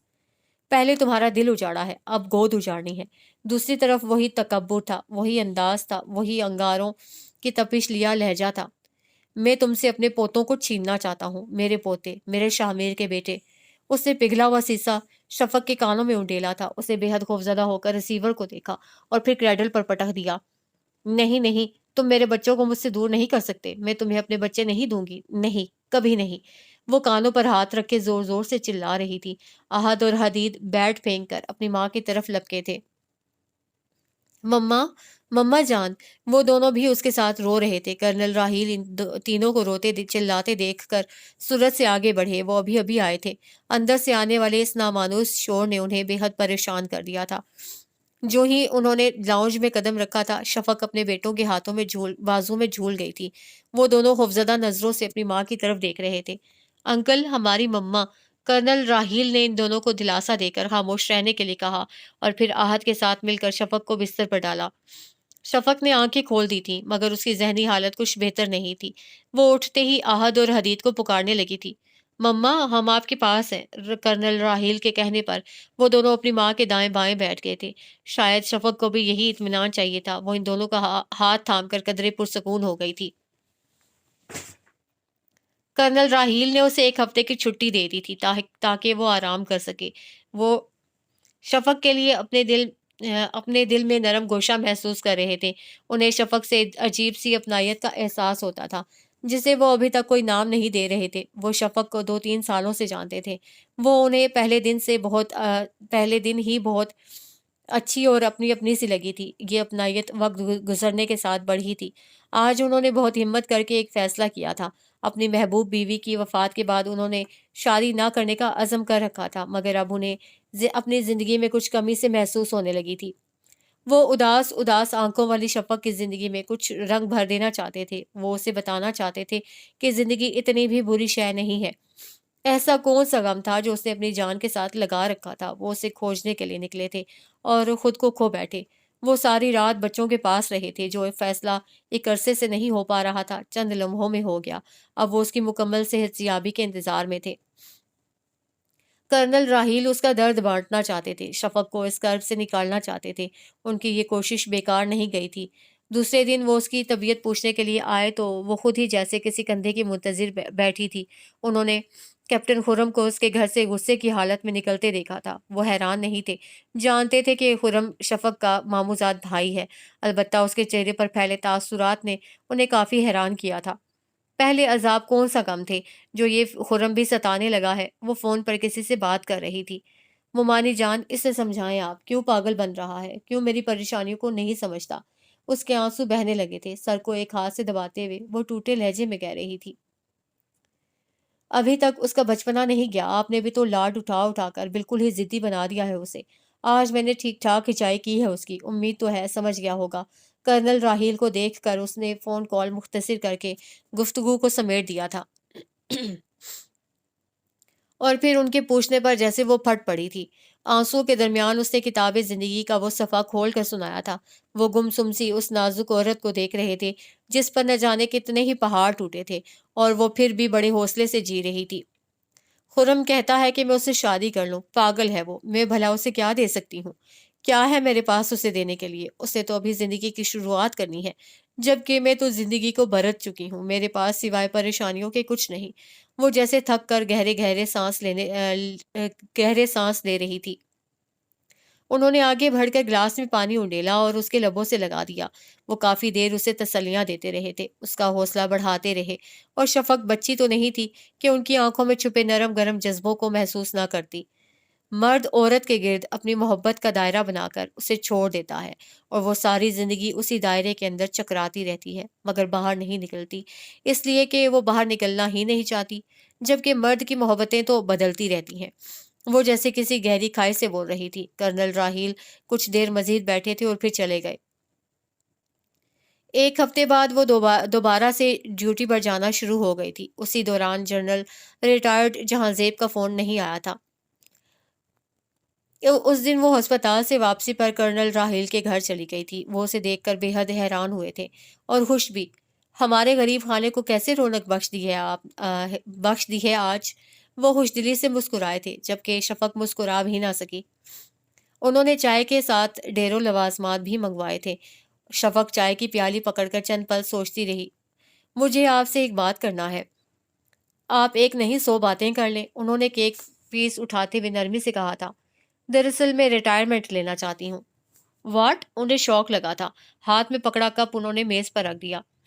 असल में मैं चाहती हूँ कि अपने आबाई शहर चली जाऊँ। कम से कम कोई डर, कोई खदशा तो ना होगा। बच्चे भी डिस्टर्ब नहीं होंगे। ایک فون کال سے گھبرا کر آپ اپنا کیریئر تباہ کرنا چاہتی ہیں؟ وہ نہایت افسوس سے بولے تھے۔ اس نے آپ کو دھمکایا اور آپ خوفزدہ ہو گئی۔ بہت حیرت ہو رہی ہے مجھے آپ کے اس فیصلے کو سن کر، یعنی کہ حد ہی ہو گئی۔ آپ نہیں جانتے کہ ان کے ہاتھ کتنے لمبے ہیں، وہ کچھ بھی کر سکتے ہیں۔ پہلے مجھے یہ اطمینان تھا کہ چلو انہیں مجھ سے اور میرے بچوں سے کوئی دلچسپی نہیں، اور نہ ہی وہ میرے بیٹوں سے کوئی تعلق رکھنا چاہتے ہیں، مگر اب جب کہ وہ مجھے واضح دھمکی دے رہے ہیں تو مجھے اس سے بہتر کوئی حل نہیں لگا کہ میں فوراً سے پیشتر کسی کونے میں چھپ جاؤں، اور اگر وہ لوگ وہاں بھی پہنچ گئے تو پھر کہاں جائیں گی آپ؟ کرنل راہیل کے کہنے پر وہ لب کاٹ کر خاموش ہو گئی۔ خاتون میں تو آپ کو خاصا سمجھدار سمجھتا تھا، مگر آپ تو ماشاءاللہ سے اتنی بہادر اور باحوصلہ ہو کر اس مقام پر ایسی کمزوری دکھا رہی ہیں۔ آپ کو تو چاہیے تھا کہ ان کو منہ توڑ جواب دیتی۔ آپ نے انہیں صاحب آپ کا فون ہے، ملازم کے کہنے پر اس سے معذرت کرتے فون سننے کے لیے چلے گئے تھے۔ اسی پل لاؤنج کا دروازہ کھلا تھا۔ وہ سامنے لگی خوبصورت سی پینٹنگ کو بغور دیکھ رہی تھی۔ قدرے رخ موڑ کر اس نے اندر آتی شخصیت کو دیکھا، اور پھر جیسے زمان و مکان بھول گئے، وقت کی سوئیاں گویا تھم چکی تھیں۔ مقابل کے تاثرات بھی کم و بیش ایسے ہی تھے۔ شاہمیر کے وہم و گمان میں بھی نہیں تھا کہ راہیل کے گھر وہ پورے 14 برس بعد اس چہرے کو دیکھے گا جو کبھی بھی ایک پل کے لیے بھی اس کی نگاہوں کے سامنے سے ہٹا نہیں تھا۔ وہ ایک ٹک اسے دیکھے جا رہا تھا۔ شفق ایک دم اپنی جگہ سے اٹھی تھی اور پھر تیزی سے اس کے قریب سے گزر کر اندرونی دروازہ عبور کر گئی۔ اس کا دماغ سنسنا رہا تھا، آنکھوں کے سامنے تارے ناچ رہے تھے، شاہمیر کے وجود میں بھی حرکت ہوئی تھی۔ وہ تقریباً بھاگتا ہوا اس کے پیچھے آیا تھا۔ شافی، شفق! وہ اسے آوازیں دے رہا تھا، بلا رہا تھا۔ شفق نے کانوں پر ہاتھ رکھ لیے۔ شامیر تیزی سے اس کے سامنے آ کھڑا ہوا تھا۔ اس کی سانس پھول رہی تھی، چہرہ سرخ تھا اور ہونٹ کپ کپا رہے تھے۔ شافی، تم کہاں چلی گئی تھی؟ میں نے تمہیں کہاں کہاں نہیں ڈھونڈا۔ شفق کے اندر آگ لگی ہوئی تھی، آنکھوں سے چنگاریاں نکل رہی تھیں۔ وہ اسے کلام تو کیا دیکھنا بھی نہیں چاہتی تھی اس کی طرف، جبکہ وہ اس کے عین سامنے راستہ روکے کھڑا تھا۔ ہٹو میرے راستے سے! وہ بغیر اس کی طرف دیکھے گھررائی تھی۔ پہلے میری بات کا جواب دو، کہاں تھی تم؟ وہ بے قراری سے بول رہا تھا۔ میں کہہ رہی ہوں کہ ہٹ جاؤ میرے سامنے سے، میں تمہاری صورت بھی نہیں دیکھنا چاہتی۔ شفق نے آگ بگولا ہو کر اسے دھکا دیا تھا۔ وہ لڑکھڑا کر 2 قدم پیچھے ہٹ گیا۔ میں نے اتنی کوشش کی تھی تم سے رابطہ کرنے کی، بچوں کو خرچہ دینے کی، مگر… ذلیل، بے غیرت! کن بچوں کی بات کر رہے ہو؟ نہیں ہیں وہ تمہارے بچے، اپنی ناپاک زبان سے ان کا نام بھی مت لینا۔ شفق کی آنکھوں کے سامنے اندھیرا چھا رہا تھا۔ وہ بمشکل اپنے ٹوٹے بکھرے وجود کو سمیٹتے وہاں سے نکلی تھی۔ کرنل راہیل شفق کو نہ پا کر پریشانی کے عالم میں باہر نکلے تھے، جب سرخ پتھروں کی روش پر کھڑے شاہمیر کو دیکھ کر حیران رہ گئے۔ شاہمیر، تم اندر آؤ، یہاں کیوں کھڑے ہو؟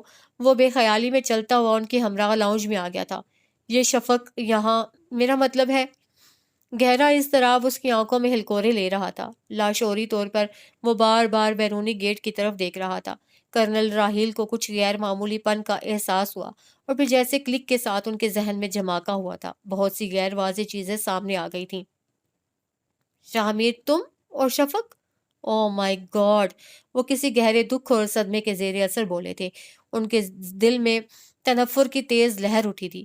اس اتنے حسین چہرے کے پیچھے اتنی بدصورتیاں! ان کا ذہن اس حقیقت کو قبول نہیں کر پا رہا تھا۔ شاہمیر کے پاس گویا الفاظ کا ذخیرہ ختم ہو گیا تھا۔ وہ گمسم سا بے اختیار اٹھا اور پھر تیزی سے باہر نکلتا چلا گیا۔ کرنل راہیل اسے روک بھی نہیں پائے تھے۔ اس کمینے نے مجھے مخاطب کرنے کی جرت کیسے کی؟ شفق کا دماغ کھول رہا تھا۔ اسے بلا وجہ ہی بچوں کو بھی ڈانٹا تھا۔ کچن میں آ کر کتنے ہی برتن آج اس سے توڑے تھے۔ بچے بھی قدرے سہم سے گئے تھے۔ کھانا بھی اسی حالت میں جیسے تیسے پکایا۔ بچوں کو کھانا کھلا کر اور دودھ دے کر ہمیشہ کی طرح ان کے پاس بیٹھنے کی بجائے وہ اپنے کمرے میں آ گئی تھی۔ 9 بجے کرنل راہیل کا فون آ گیا تھا۔ کیسی ہیں شفق آپ؟ وہ سوچ سکتے تھے کہ شفق کی کیا حالت ہوئی ہوگی، اسی لیے قدرے تاخیر سے فون کیا تھا۔ شفق اس دوران خود کو سنبھال چکی تھی، اس لیے نارمل لہجے میں ان سے بات کرنے لگی تھی۔ مجھے یہ بات سمجھ میں نہیں آ رہی کہ اب ان باتوں کا کیا مقصد ہے۔ کون سا نیا ڈرامہ کرنا چاہتے ہیں یہ لوگ میرے ساتھ؟ کرنل راہیل کی ہمدرد فطرت اور خلوص ہی تھا جو اپنی ہر بات ان سے شیئر کرنے لگی تھی۔ اگر اس نے بچوں کے لیے عدالت میں کیس کیا تو میں بھی اس کے خلاف اسٹینڈ لوں گی، وہ روتے ہوئے کہہ رہی تھی۔ بچوں کے بالغ ہونے تک تو کوئی بھی عدالت آپ سے بچے نہیں چھین سکتی۔ اس کے بعد بچے خود فیصلہ کریں گے کہ انہوں نے کس کے پاس رہنا ہے۔ بچے صرف اور صرف میرے ہیں، وہ میرے پاس رہیں گے، میرا انتخاب کریں گے، وہ ایسے باپ پر تھوکیں گے بھی نہیں۔ اس نے بڑے دعوے کے ساتھ کہا تھا، اور صرف 4 دن بعد اس کا یہ دعویٰ اس کا منہ چڑھا رہا تھا۔ جہاں زیب ایک دفعہ پھر جیت گیا تھا، شفق نے ایک مرتبہ پھر اس کے ہاتھوں بری طرح شکست کھائی تھی۔ اس شام ایک دفعہ پھر اس کے زخم زخم دل پر آندھیاں چل گئی تھیں، ایک دفعہ پھر وہ پورے قد سے کے ساتھ زمین پر گری تھی، ایک دفعہ پھر اس کے اندر صفے ماتم بچھ گئی۔ بہت سال پہلے اس نے بڑی آس بھری نگاہوں سے شاہ میر کے چہرے کی طرف دیکھا تھا، اور اسے شاہ میر کا چہرہ بدلا بدلا سا محسوس ہوا تھا۔ اب اس نے اپنے بچوں کے چہروں کو بالکل شاہ میر کے چہرے کی طرح بدلا بدلا پایا، سرد، لا تعلق اور اجنبی چہرے۔ آپ ہماری ماں نہیں ہیں، آپ تو ڈائن ہیں، ڈائن، جس نے ہمیں ہمارے ممی پاپا سے جدا کر دیا۔ آخر کون سا جرم کیا تھا ہم نے، بتائیں، بولیں؟ وہ دونوں چلا چلا کر کہہ رہے تھے۔ میں تمہاری ماں نہیں ہوں تو پھر کون ہے تمہاری ماں؟ وہ خنخوار لہجے میں کہتی ہوئی آگے بڑھی تھی۔ ماہا امی۔ اس کے سر پر گویا آسمان آن گرا تھا۔ وہ پھٹی پھٹی نگاہوں سے اپنے بیٹوں کو دیکھتی رہ گئی۔ کیا کہا؟ ماہا؟ اس نے آہت کے منہ پر تھپڑ دے مارا تھا۔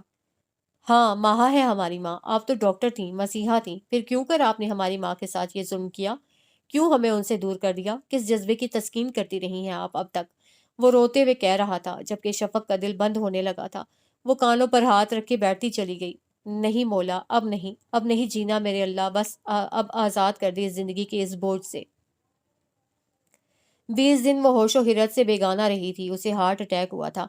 ممانی، خرم اور کرنل راہیل ان دنوں اس کے ساتھ سائے کی طرح رہے تھے۔ ان 3 چہروں کے علاوہ اسے وہ 2 نظر نہیں آئے تھے جنہیں دیکھے بغیر اس کی سانس بند ہونے لگتی تھی، جن کے بغیر اسے لگتا تھا کہ شاید کہ وہ مر ہی جائے گی، مگر وہ مری نہیں تھی، وہ زندہ تھی، سانس لے رہی تھی، بس زندگی اس کے اندر مر چکی تھی۔ اس کی آنکھوں کی چمک مفقود تھی اور امید کا آخری دیا بھی بجھ گیا تھا۔ اور پھر لوگوں نے میجر ڈاکٹر شفق احمد کو این کیریئر کے عروج میں استعفیٰ دیتے دیکھا۔ گھر اس نے حرم کے نام کر دیا تھا۔ ان دونوں کی شدید ناراضی کے باوجود پھر اس نے حرم کے سامنے ہاتھ جوڑتے ہوئے کہا، سارے محرم رشتے مر گئے ہیں، نہ باپ ہے، نہ شوہر، اور نہ ہی بیٹے۔ ایک بھائی کا آسرا ہی تھا جسے تم چھین رہے ہو۔ کیا شفق کی زندگی میں کوئی رشتہ باقی نہیں بچے گا؟ خرم نے بے اختیار روتے ہوئے اسے ساتھ لگا لیا تھا۔ وہ عمرہ کرنے چلی گئی تھی۔ عمرہ ادا کرنے کے بعد سلگتا تڑپتا دل قدرے پرسکون ہو گیا تھا، اور پھر حرم کی شادی کے بعد وہ اور بھی مطمئن ہو گئی تھی۔ وقت رینگ رینگ کر گزر رہا تھا، مگر شفق کو لگتا تھا کہ جیسے صدیاں بیت گئی ہیں، زمانے گزر گئے ہیں۔ سنو شفق، زندگی میں بہت کم اتنے مخلص لوگ ملتے ہیں۔ کرنل راہیل بہت اچھے ہیں، انسان ہیں۔ اگر تم ایک دن خرم نے اس سے التجا کی تھی۔ شفق نے وحشت بھری نگاہوں سے اسے دیکھتے ہوئے خاموش کروا دیا تھا۔ اسے ویران اجاڑ پھرتے دیکھ کر مومانی چپکے کتنے ہی آنسو بہا ڈالتی تھیں، دل خون کے آنسو روتا تھا، مگر سب خاموش تھے۔ وہ ان سے ہر موضوع پر بات کرتی تھی، مگر ان کے جذبوں کی پذیرائی کرنا اس کے بس میں نہیں تھا۔ کرنل راہیل اور خرم شطرنج کی بساط بچھائے بیٹھے تھے، ایک دوسرے کو ہرانے کے چکر میں وہ اکثر ہی شام سے رات کر دیتے تھے۔ شفق کچھ دیر ان کے پاس بیٹھی رہی تھی اور پھر عشاء کی نماز پڑھنے کے لیے اٹھ گئی۔ نماز کے بعد وہ معمول کے مطابق نوافل ادا کر رہی تھی جب فون کی بیل بجی اور پھر بجتی چلی گئی۔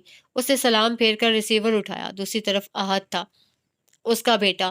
وہ رو رہا تھا اور اس سے ملنے کے لیے بے چین تھا۔ اس نے بغیر کچھ کہے فون رکھ دیا اور ایک دفعہ پھر نفل پڑھنے کے لیے نیت باندھ لی۔ وہ ساری رات عبادت کرتی رہی تھی اور ساری رات فون بھی بجتا رہا۔ اس نے تہجد پڑھی، اپنے لیے دعا کی، اپنے بچوں کے لیے دعا کی، اور پھر فون سٹینڈ کی طرف آئی۔ ابھی وہ کچھ بولنا چاہ ہی رہی تھی کہ دوسری طرف سے ایک گڑگڑاتی آواز سنائی دی۔ وہ پہچان نہیں سکی تھی کہ دوسری طرف کون ہے۔ اس نے بہت سوچنے کی کوشش کی، مگر اس لکنت زدہ لہجے کو پہچان نہیں پائی تھی۔ فی مانگ تم سے میں بہت درد، ہائے، ٹوٹے لفظ، ٹوٹا لہجہ۔ شفق کا دماغ سائیں سائیں کر رہا تھا۔ اس نے ریسیور مضبوطی سے پکڑا۔ اسی پل ریسیور کسی اور ہاتھ میں منتقل ہوا۔ میڈم، میں ڈاکٹر آلیان بات کر رہا ہوں۔ جسٹس شرجیل میرے پیشنٹ ہیں اور ان کی حالت کافی نازک ہے، اور یہ بار بار التجا کر رہے تھے کہ میں آپ سے ان کی بات کرواؤں۔ ان کی بیگم بڑی مشکل سے آپ کا نمبر لے کر آئی ہیں۔ دراصل چند دن پہلے ایک حادثے میں ان کی بیٹی کا انتقال ہو گیا ہے۔ شدید ذہنی صدمے کی وجہ سے ان کی زبان اور دایاں حصہ متاثر ہوا ہے۔ پلیز آپ ان کی بات سن لیں۔ ڈاکٹر آلیان نہایت شائستگی سے کہہ رہے تھے۔ ایک دفعہ پھر ریسیور اس کے کان سے لگا دیا گیا تھا۔ ان کی عجیب و غریب بھیانک آوازیں اس کی سماعتوں میں اتر رہی تھیں۔ تو کیا ماہا مر گئی؟ شفق نے ریسیور کریڈل پر رکھتے ہوئے آزودگی سے سوچا تھا۔ فجر کی اذانیں ہو رہی تھیں جب خرم نے اس کے کمرے کا دروازہ پیٹ ڈالا۔ وہ تیزی سے اٹھ کر دروازے تک آئی۔ خرم یونیفارم میں تھا اور ابھی ابھی شاید ڈیوٹی سے آیا تھا۔ کیا بات ہے خرم؟ جنرل ریٹائرڈ سید جہاں زیب پر دل کا دورہ پڑا اور وہ انتقال کر گئے۔ کیا کہہ رہے ہو تم؟ ابھی ابھی ان کی ڈیڈ باڈیز گھر پہنچا کر آ رہے ہیں۔ کچھ دن پہلے شامیر اور اس کی بیوی کا بھی ایکسیڈنٹ ہوا تھا۔ اس کی بیوی تو موقع پر ہی جاں بحق ہو گئی تھی جبکہ شامیر کو شدید چوٹیں آئی تھیں، اور اب ایک انسان ہونے کے ناطے ان انسانیت سے آری لوگوں کی طرح اس طرح کی حادثاتی اموات پر اسے شدید دکھ ہوا تھا۔ اللہ بڑا با انصاف ہے، خرم کہہ رہا تھا جبکہ شفق کی آنکھوں سے آنسو گرنے لگے تھے۔ جہاں زیب کا تکبر، سیما کی نفرت و حقارت بھری نگاہیں، اور جسٹس شرجیل کی وہ آخری فون کال جو کہ طلاق کے پیپرز ملنے کے تیسرے دن انہوں نے کی تھی، وہ ہنس رہے تھے، کہکے لگا رہے تھے، اس کی بے بسی کا مذاق اڑا رہے تھے، وہ خود کو داد دے رہے تھے، اپنی شاندار کامیابی پر مسرور تھے۔ دوسرے دن وہ قریبی میڈیکل سٹور سے اپنی دوائیں لے کر گھر واپس آئی تو سامنے صوفوں پر نڈھال بیٹھے اپنے بیٹوں کو دیکھ کر اس کا دل دھک سے رہ گیا۔ وہ دونوں اسے دیکھ کر تقریباً بھاگتے ہوئے اس کے پاس آئے تھے۔ اس نے ان دونوں کو اپنی باہوں میں بھینچ لیا تھا۔ میری جان، میرے بچے، وہ اپنی پیاسی ممتا کو سیراب کر رہی تھی۔ ممانی کی بوڑھی آنکھوں سے آنسو قطرہ قطرہ گر رہے تھے۔ خرم بھی بھیگی پلکوں کے ساتھ اس ملاپ کو دیکھ رہا تھا۔ اللہ نے میری دعائیں قبول کر لیں، اللہ نے میری شفق کی آنکھیں ٹھنڈی کی۔ ممانی نفل پڑھنے کے لیے چل دی تھیں۔ شفق بھی کیوں اللہ کا شکر ادا کرنے میں دیر کرتی۔ ددا سے ہماری پہلی ملاقات گراؤنڈ میں ہوئی تھی۔ وہ ہمارے پاس آئے، انہوں نے ایک نئے رشتے سے ہمیں آشنا کروایا تھا اور ہم ساکت و سامت رہ گئے۔ بقول ددا کے وہ روزانہ ہمیں کرکٹ کھیلتے دیکھا کرتے تھے۔ ان کے تعارف نے ہمارے دلوں میں حشر برپا کر دیا تھا۔ وہ ہمیں اپنے ساتھ گھر لے گئے۔ پھر انہوں نے ہمیں ایک ایسی کہانی سنائی جسے ہم حرف بحرف سچ سمجھ بیٹھے۔ دادو اور ددا نے ہمیں بتایا تھا کہ آپ پاپا سے پیار کرتی تھیں مگر پاپا آپ سے محبت نہیں کرتے تھے۔ جب پاپا نے ممی سے شادی کی تو آپ کا توہین اور غم و غصے سے برا حال ہو گیا تھا۔ ہماری پیدائش کے بعد محض انتقاماً آپ ہمیں کڈنیپ کر کے دوسرے شہر لے گئی تھیں۔ ہم دونوں بہت جذباتی ہو گئے تھے یہ ساری تقریر سن کر۔ ہمیں بہت دکھ ہوا تھا کہ آپ ہماری ماں نہیں ہیں۔ میں نے ددا کے کہنے پر آپ سے بدتمیزی کی تھی۔ ددا بہت خوش تھے۔ پھر رات کو ہم اپنے پاپا سے ملے تھے اور مما، انہوں نے ہمیں اتنا پیار کیا کہ ہم دونوں مزید آپ سے متنفر ہو گئے۔ جب ماہا ممی ہم سے ملی تو ان کا انداز بے حد عجیب تھا، جیسے وہ ہماری آمد سے ناخوش ہو۔ ہم دونوں ان کے رویوں سے ہرٹ ہوئے تھے، اگرچہ انہوں نے ددا کی وجہ سے ہمیں پیار بھی کیا تھا۔ مما، ہم لوگ اس گھر میں جا کر الجھ گئے تھے۔ وہ اتنا بڑا گھر، اتنے نوکر اور پھر بھی اتنی خاموشی، سب کے رویے بھی عجیب و غریب تھے۔ پپا صبح کے گئے رات کو گھر آتے تھے۔ ماہا ممی بھی سارا دن گھر سے باہر رہتی۔ دادو کا بھی یہی معمول تھا، البتہ ددا ہمیں بہت وقت دیتے تھے، ہم سے بے انتہا پیار کرتے تھے۔ ایک دن ددا اپنے کسی دوست سے گفتگو کر رہے تھے جو کہ ہم نے اتفاقاً سن لی۔ میرے تینوں بیٹوں کی چار بیٹیاں ہیں مگر بیٹا کوئی نہیں، صرف شامیر کے ہی تو بیٹے تھے۔ میں کیونکہ انہیں نہ چھینتا اس سے۔ ماہا نے تو مجھے بے حد مایوس کیا ہے اس معاملے میں۔ آخر نسل تو بیٹی اور پھر پوتے سے ہی چلتی ہے۔ وہ سب بہت عجیب تھے۔ دادو ہم سے پیار بھی کرتی تھیں اور پھر ایک دم جھڑک بھی دیتی۔ ماہا ممی خود میں ہی مگن رہتی تھیں۔ رہے پپا تو وہ بھی اپنی ذات میں گم تھے، ہم نے کبھی انہیں بولتے نہیں سنا۔ گھر آ کر وہ اسٹڈی میں گھس جاتے تھے۔ ان کی کام والی بھی بہت عجیب تھی، اس کی آنکھیں بہت ڈراؤنی تھیں۔ پھر پتہ ہے کیا ہوا مما؟ آہت کے چہرے پر ایک دم ہی خوف کے سائے لہرائے تھے۔ شفق چاہ رہی تھی کہ وہ پرسکون ہو کر سو جائے مگر اس کی آنکھوں میں نیند دور دور تک نہیں تھی۔ حدید بھی ساکت سا اس کی گود میں سر رکھے لیٹا تھا۔ رات کو وہ ہمیں دودھ دینے کے لیے آئی تھی۔ حدید ہوم ورک کر رہا تھا اور میں ٹی وی دیکھ رہا تھا۔ وہ دودھ ٹیبل پر رکھ کر ہمارے پاس ہی بیٹھ گئی، پھر اس نے ایک دم ہی ریموٹ اٹھا کر ٹی وی بند کر دیا۔ میں اور حدید چونک سے گئے۔ سنو، اس نے بڑی بڑی گول گول آنکھیں گھمائی تو حدید خوفزدہ ہو گیا۔ مجھے بھی اس سے خوف محسوس ہوا تھا، عجیب وحشت بھری تھی اس کی آنکھوں میں۔ یہ نہیں ہے تمہاری ماں، ماں تو وہ ہے جسے تم چھوڑ آئے ہو۔ اس سے پھر دیدے گھمائے تھے۔ ادھر کانٹوں پر چلنے کے لیے آ گئے ہو، یہاں سکھ نہیں ہے اور نہ ہی آ سکتا ہے، درد ہے بس، درد اور بے سکونی۔ ادھر نواب شاہ میں میری ماں نے ڈبل اسٹوری مکان بنایا ہے، پورے گھر میں ماربل کی ٹائلیں لگوائی ہیں، مگر وہاں رہتا کوئی نہیں ہے، یہاں بھی کسی نے نہیں رہنا۔ اور اس نے بات ادھوری چھوڑ کر ہلکا سا کہکا لگایا تھا۔ اچھا اب تم جاؤ، ہم دودھ پی لیں گے۔ حدید یقیناً اس سے ڈر گیا تھا، وہ اسے بھیج دینا چاہتا تھا مگر میں نے اسے روک دیا۔ تمہیں کیسے پتا ہے کہ جسے ہم چھوڑ کر آئے ہیں وہی ہماری ماں ہے؟ لو، مجھے نہیں پتا ہوگا تو اور کسی پتا ہوگا؟ صاحب کی پہلی بیوی تم دونوں کی ماں شفق ہے، اس نے ہم دونوں کے سروں پر گویا دھماکہ کیا تھا۔ میرا ایک دم سانس رک گیا۔ گوگی؟ تو پھر بتاؤ کہ پپا نے ہماری مما کو کیوں چھوڑا تھا؟ گوگی نے پھر کہکا لگایا اور بولی، چھوڑا نہیں تھا، چھڑوایا گیا تھا۔ ڈرامہ کیا تھا ہم سب نے مل کر، ایسا ڈرامہ جس کے بدلے میں ہمیں اتنے پیسے ملے تھے کہ ہماری آنکھوں کی بھوک مٹ گئی تھی۔ اور پتہ ہے یہ جو بڈھا جو تم لوگوں کو ہر وقت چاٹتا رہتا ہے، گوگی نے کارپیٹ پر تھونک دیا تھا، بڑا کمینہ انسان ہے، اسی نے تو تمہاری ماں کو طلاق دلوائی تھی، اور اس کا دوست نالی کا گندا کیڑا۔ گوگی نے پھر کارپیٹ پر تھوکا۔ ایک اور بات بتاؤں، جو صاحب ہے نا شاہ میر، یہ اسٹڈی میں بیٹھ کر لکھتا پڑھتا نہیں ہے، روتا ہے روتا، تمہاری ماں کو یاد کر کے۔ بڑی محبت تھی اسے شفق سے۔ اس نے آہستگی سے اپنے سر پر مکہ مارا تھا اور مسکرائی۔ رات کو اپنے باپ سے لڑائی ہوئی ہے اس کی، وہ تم دونوں کو شفق کے پاس بھجوانا چاہتا ہے، مگر دیکھ لینا اس بڈھے نے تم دونوں کو اس گھر سے نکلنے نہیں دینا۔ جو یہاں پھنس گیا بس پھنس گیا۔ گوگی کی آنکھ سے ایک قطرہ گرا تھا۔ لیکن میں ایسا ہونے نہیں دوں گی، تم دیکھ لینا۔ اب کہ اس نے کہکا نہیں لگایا، پھر وہ کمرے سے نکل گئی۔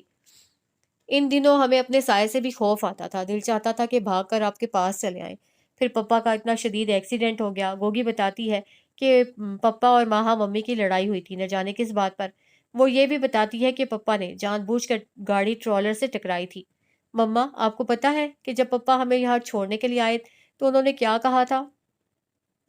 حدید دونوں ہاتھوں کے پیالے میں اس کا چہرہ لے کر بولا تھا۔ انہوں نے کہا تھا کہ اپنی ماں کو کبھی بھی تنہا مت ہونے دینا، اس نے بہت عرصہ تنہائی کا زہر پیا ہے، اور ہو سکے تو اس سے کہنا کہ اس گنہگار کو معاف کر دے۔ مما، میرے پپا بھی تو تنہا ہو گئے ہیں نا؟ وہ آنکھیں رگڑتا معصومیت سے بولا تھا۔ شفق کے دل پر جیسے گھونسا پڑا۔ یہ تنہائی اس نے خود اپنے لیے پسند کی ہے، یہ عذاب اس نے خود خریدے ہیں۔ شفق نے اذیت سے سوچا۔ ان دونوں کو سلانے کے بعد وہ آہستگی سے دروازہ بھیڑ کر باہر آ گئی تھی۔ اپنے کمرے میں آ کر اس نے دراز کھولی، اس میں ایک خاکی لفافہ تھا۔ وہ دونوں ہاتھوں میں اس لفافے کو لے کر کتنے ہی پل گمسم سی بیٹھی رہی، پھر لفافہ چاک کر کے اسے ایک کاغذ نکالا تھا۔ کیا کہوں کہ اس سفر نے جتنا تمہیں تھکایا ہے اتنا ہی کچھ مجھے بھی سمجھ میں نہیں آتا کہ کیا لکھوں۔ بس اتنا کہوں گا کہ میرے بیٹوں کو جن رنگوں سے آشنائی تم نے کروائی ہے وہ کتنے خوبصورت رنگ ہیں، معصومیت، سچائی اور پاکیزگی کے پیکر۔ اگر ذرہ برابر بھی میں اپنے بیٹوں کے قابل خود کو سمجھتا تو شاید ہمیشہ کے لیے تمہارے حوالے انہیں کرنے پر میرا دل رضامند نہ ہوتا۔ مگر کیا ہے کہ میں خود کو ان معصوم فرشتوں کے قابل نہیں سمجھتا، میں ان کے قابل ہوں بھی نہیں۔ تم میرا سامنا کرنا نہیں چاہتی اور میں تم سے نظر ملا کر بات نہیں کر سکتا۔ اتنے فاصلے ہیں ہمارے درمیان کہ چاہ کر بھی قریب نہیں آ سکتے۔ کل راہیل مجھ سے کہہ رہا تھا کہ تم نے ایک ہیرے کو پتھر بنا دیا ہے۔ کیا بتاتا اسے کہ جنوں کی اس راہ نے میرے سارے راستے کھوٹے کر دیے تھے۔ جب تک یہ تحریر تم تک پہنچے گی میں تمہاری دنیا سے دور، بہت دور ہوں گا۔ ہو سکے تو اپنے مجرم کو معاف کر دینا۔ اور ہاں، ایک اور بات کہنا تھی۔ شاہ میر کا باپ برا ہو سکتا ہے، اس کی ماں بری ہو سکتی ہے، شاہ میر خود برا ہو سکتا ہے، مگر آہد اور حدید کی ماں بری نہیں ہو سکتی۔ شفق کتنی ہی دیر اس تحریر پر نگاہیں جمائے بیٹھی رہی تھی، یہاں تک کہ اس کی آنکھوں سے سیلاب جاری ہو گیا۔ 14 برس سے چبھنے والا کانٹا، اذیت دینے والی پھانس چپکے سے نکل گئی تھی، جلتے بلتے دل پر گویا پھوار سی پڑی تھی۔ وہ ساری رات جاگتی رہی تھی، ایک پل کو بھی نہ سو سکی۔ مؤذن نے اللہ اکبر کی صدا بلند کی تو وہ کمبل ہٹا کر اٹھ بیٹھی۔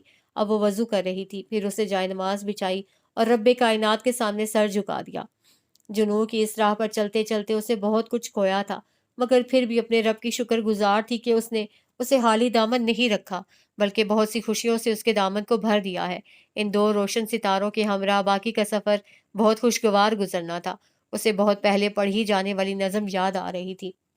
گہری کھائیاں کالی رات، جنوں کی راہ گپ اندھیرا، جگنو نہ سویرا، چندا نہ بادل، گھنگرو نہ پائل، دھوپ نہ روپ، کالی رات گہرا سکوت، لمبا سفر، سایہ نہ شجر، یہ کون سا نگر، یہ کون سا جہاں، یہ کیا امتحاں، اے دل تو ہی بتا یہ کیسا ہے سفر، اور یہ کون سی ہے راہ، یہ جنوں کی راہ، ہاں جنوں کی راہ۔